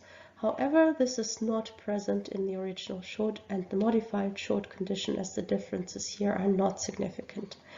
But the differences between the advanced learners and the beginning learners are significant in all four conditions, which just indicates that there seems to be a qualitative development in terms of processing speed and in terms of perception of turn ends and anticipation of turn ends in all conditions. Okay, as for the discussion, I said initially that if prosody does not play a role in turn end prediction as claimed by de Ruyter et al., there will be no differences in reaction times between the original and the modified versions. However, this seems not to be true because the differences in reaction times point to the importance of prosody. As for this second hypothesis, so the reaction times to the modified long version will be faster than to original long version, and this seems to be true because the modified long condition includes early turn final prosodic cues which contribute to the early perception of the utterance as complete, and therefore participants press the button earlier than in the long version. Reaction times to the short condition will be faster than to the modified short condition, which also seems to be true because the modified short condition exhibits an intonational contour that does not allow for the interpretation of the utterance as complete, and therefore the turn end comes a little bit unexpected, which then results in processing cost. Okay, to conclude, the claim by de Ruyter et al. That intonational contour is neither necessary nor sufficient for turn end prediction cannot be supported, and in line with Burgos and Torreira, it is assumed that prosody does play a role in turn end prediction. And this seems to be true for native speakers as well as L2 learners. So both groups of learners display reaction times supporting the importance of prosodic cues in identification of intonational boundaries. Advanced learners show patterns similar to native speakers. However, there is a statistically relevant difference in the original and the modified long condition. Beginning learners make use of prosodic cues as well, and they're able to identify turn ends in the original and the modified long condition, but there is a statistically relevant difference to advanced learners. In line with Burgos and Torreira, I would claim that one should continue to consider intonation as a source of turn end cues, also maybe especially for L2 learners. This is my bibliography.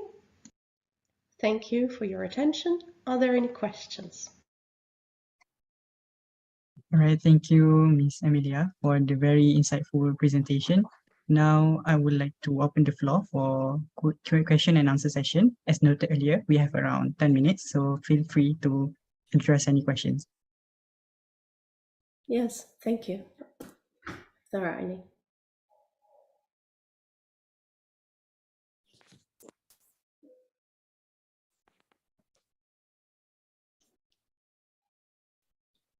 Well, if there are no other questions, I'll ask Emilia. something. Could you please, Emilia, put on the conclusion slide, please? Are you able to do that? The last, just the last slide before references. Yes. Thank you. Yes, I'm just a little bit confused about the use of prosody because like how could we say the intonational contour? Oh, sorry, the prosody has or doesn't have a role at the end of phrase, the end of intonation. Yeah, the prosody, I think it's just too complex to it has a role, maybe a secondary role, but it has a role. Whether, but the point is which part of prosody. Like, is it the contour, the intonational contour? Is it the pausing? Is it the lengthening of the end vowel or consonant? You see, I think to say whether prosody has or doesn't have a role there, it would be a little bit confusing to me anyway. Yes, so that's a broad field, so to say. What you're saying is there are different factors, as in lengthening, pausing, the intonation, rising or falling intonation.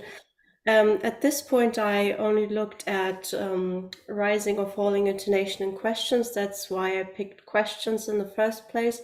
But I think at this point, I'm not yet able to say if there are other factors, like, for example, prominence, and things like that. This is something that I'd have to still look into and analyze the stimuli by looking into Pratt and see if there are a multiple array of factors, so to say. But I only focused at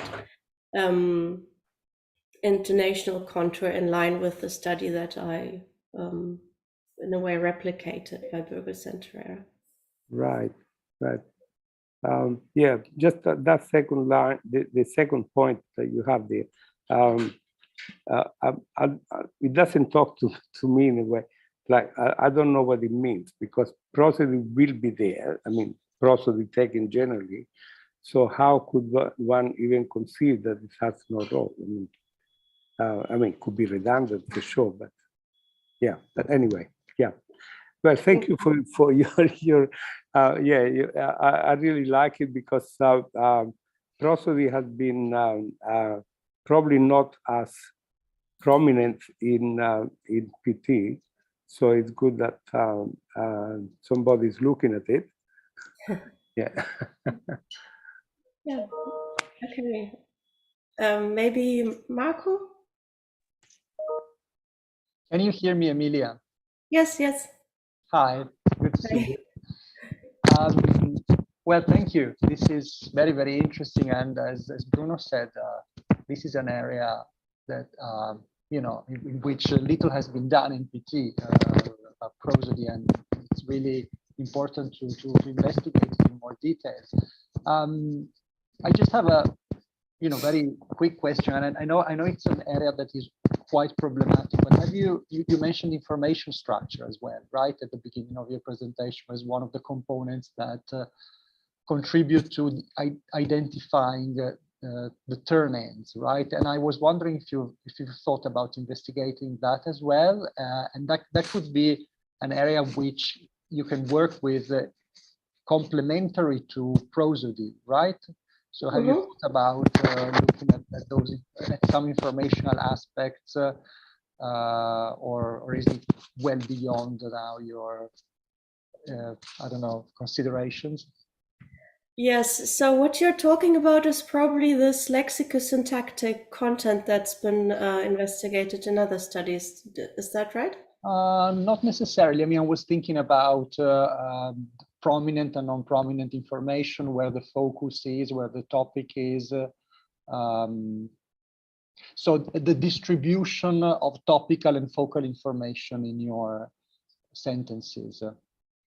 Yes, so the only thing that comes to my mind as of right now is this focus of, for example, if you ask a question like, what is your favorite food, that the what is goes on. By Very default, common. yeah. But I mean, in terms of manipulation, for example, you could change that information structure as well. So the possessive could become the the focus of your sentence. For example, what is your favorite food and not someone else's favorite food, for example. I know it's, but it's just that if you want to give it a thought, Yeah, thank you. No, I didn't do that in this part of my study, but I did something similar in the part that I presented last year, where I flattened the international contour. Now I remember. Yeah. Yes, exactly. And I flattened it and so wanted to figure out if there's a difference between having any kind of prominence and intonational contour, if that has a difference compared to not having anything and having a flat structure. And as for learners, it did. So therefore, in a way, there seems to be a prominent role for prosody, really for learners especially.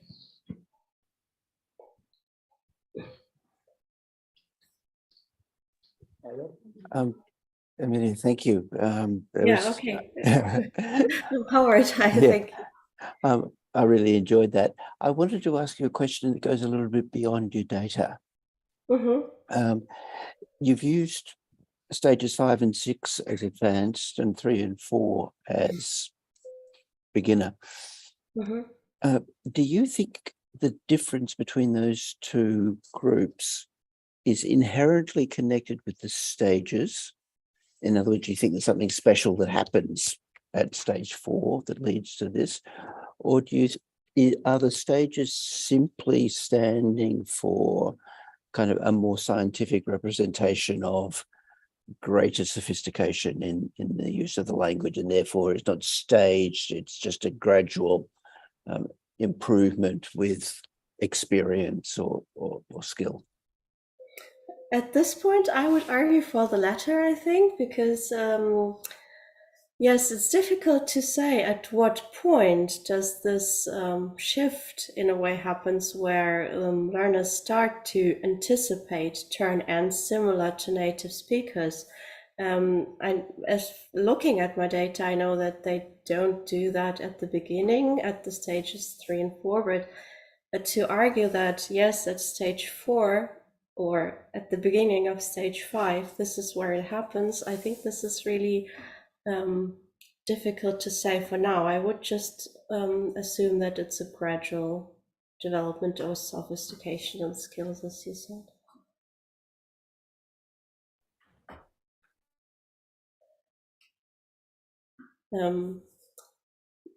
So Marco and Hart, you don't have other questions, right? Because your hands are still raised, so I'm not sure. Sorry, Amelia. Okay. All right. Thank you, everyone, for the questions. We actually still have plenty of time, so maybe we can allow another question if there's any.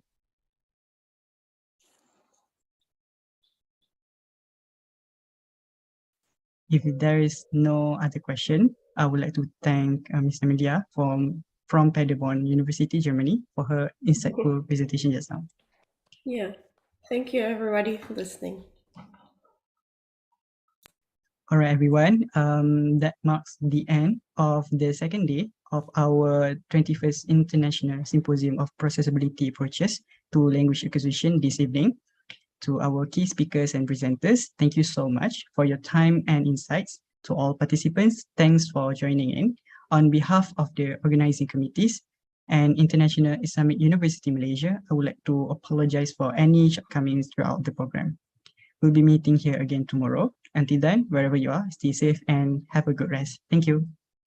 Thank you very much. Okay. Bye-bye. Thank you. See you tomorrow.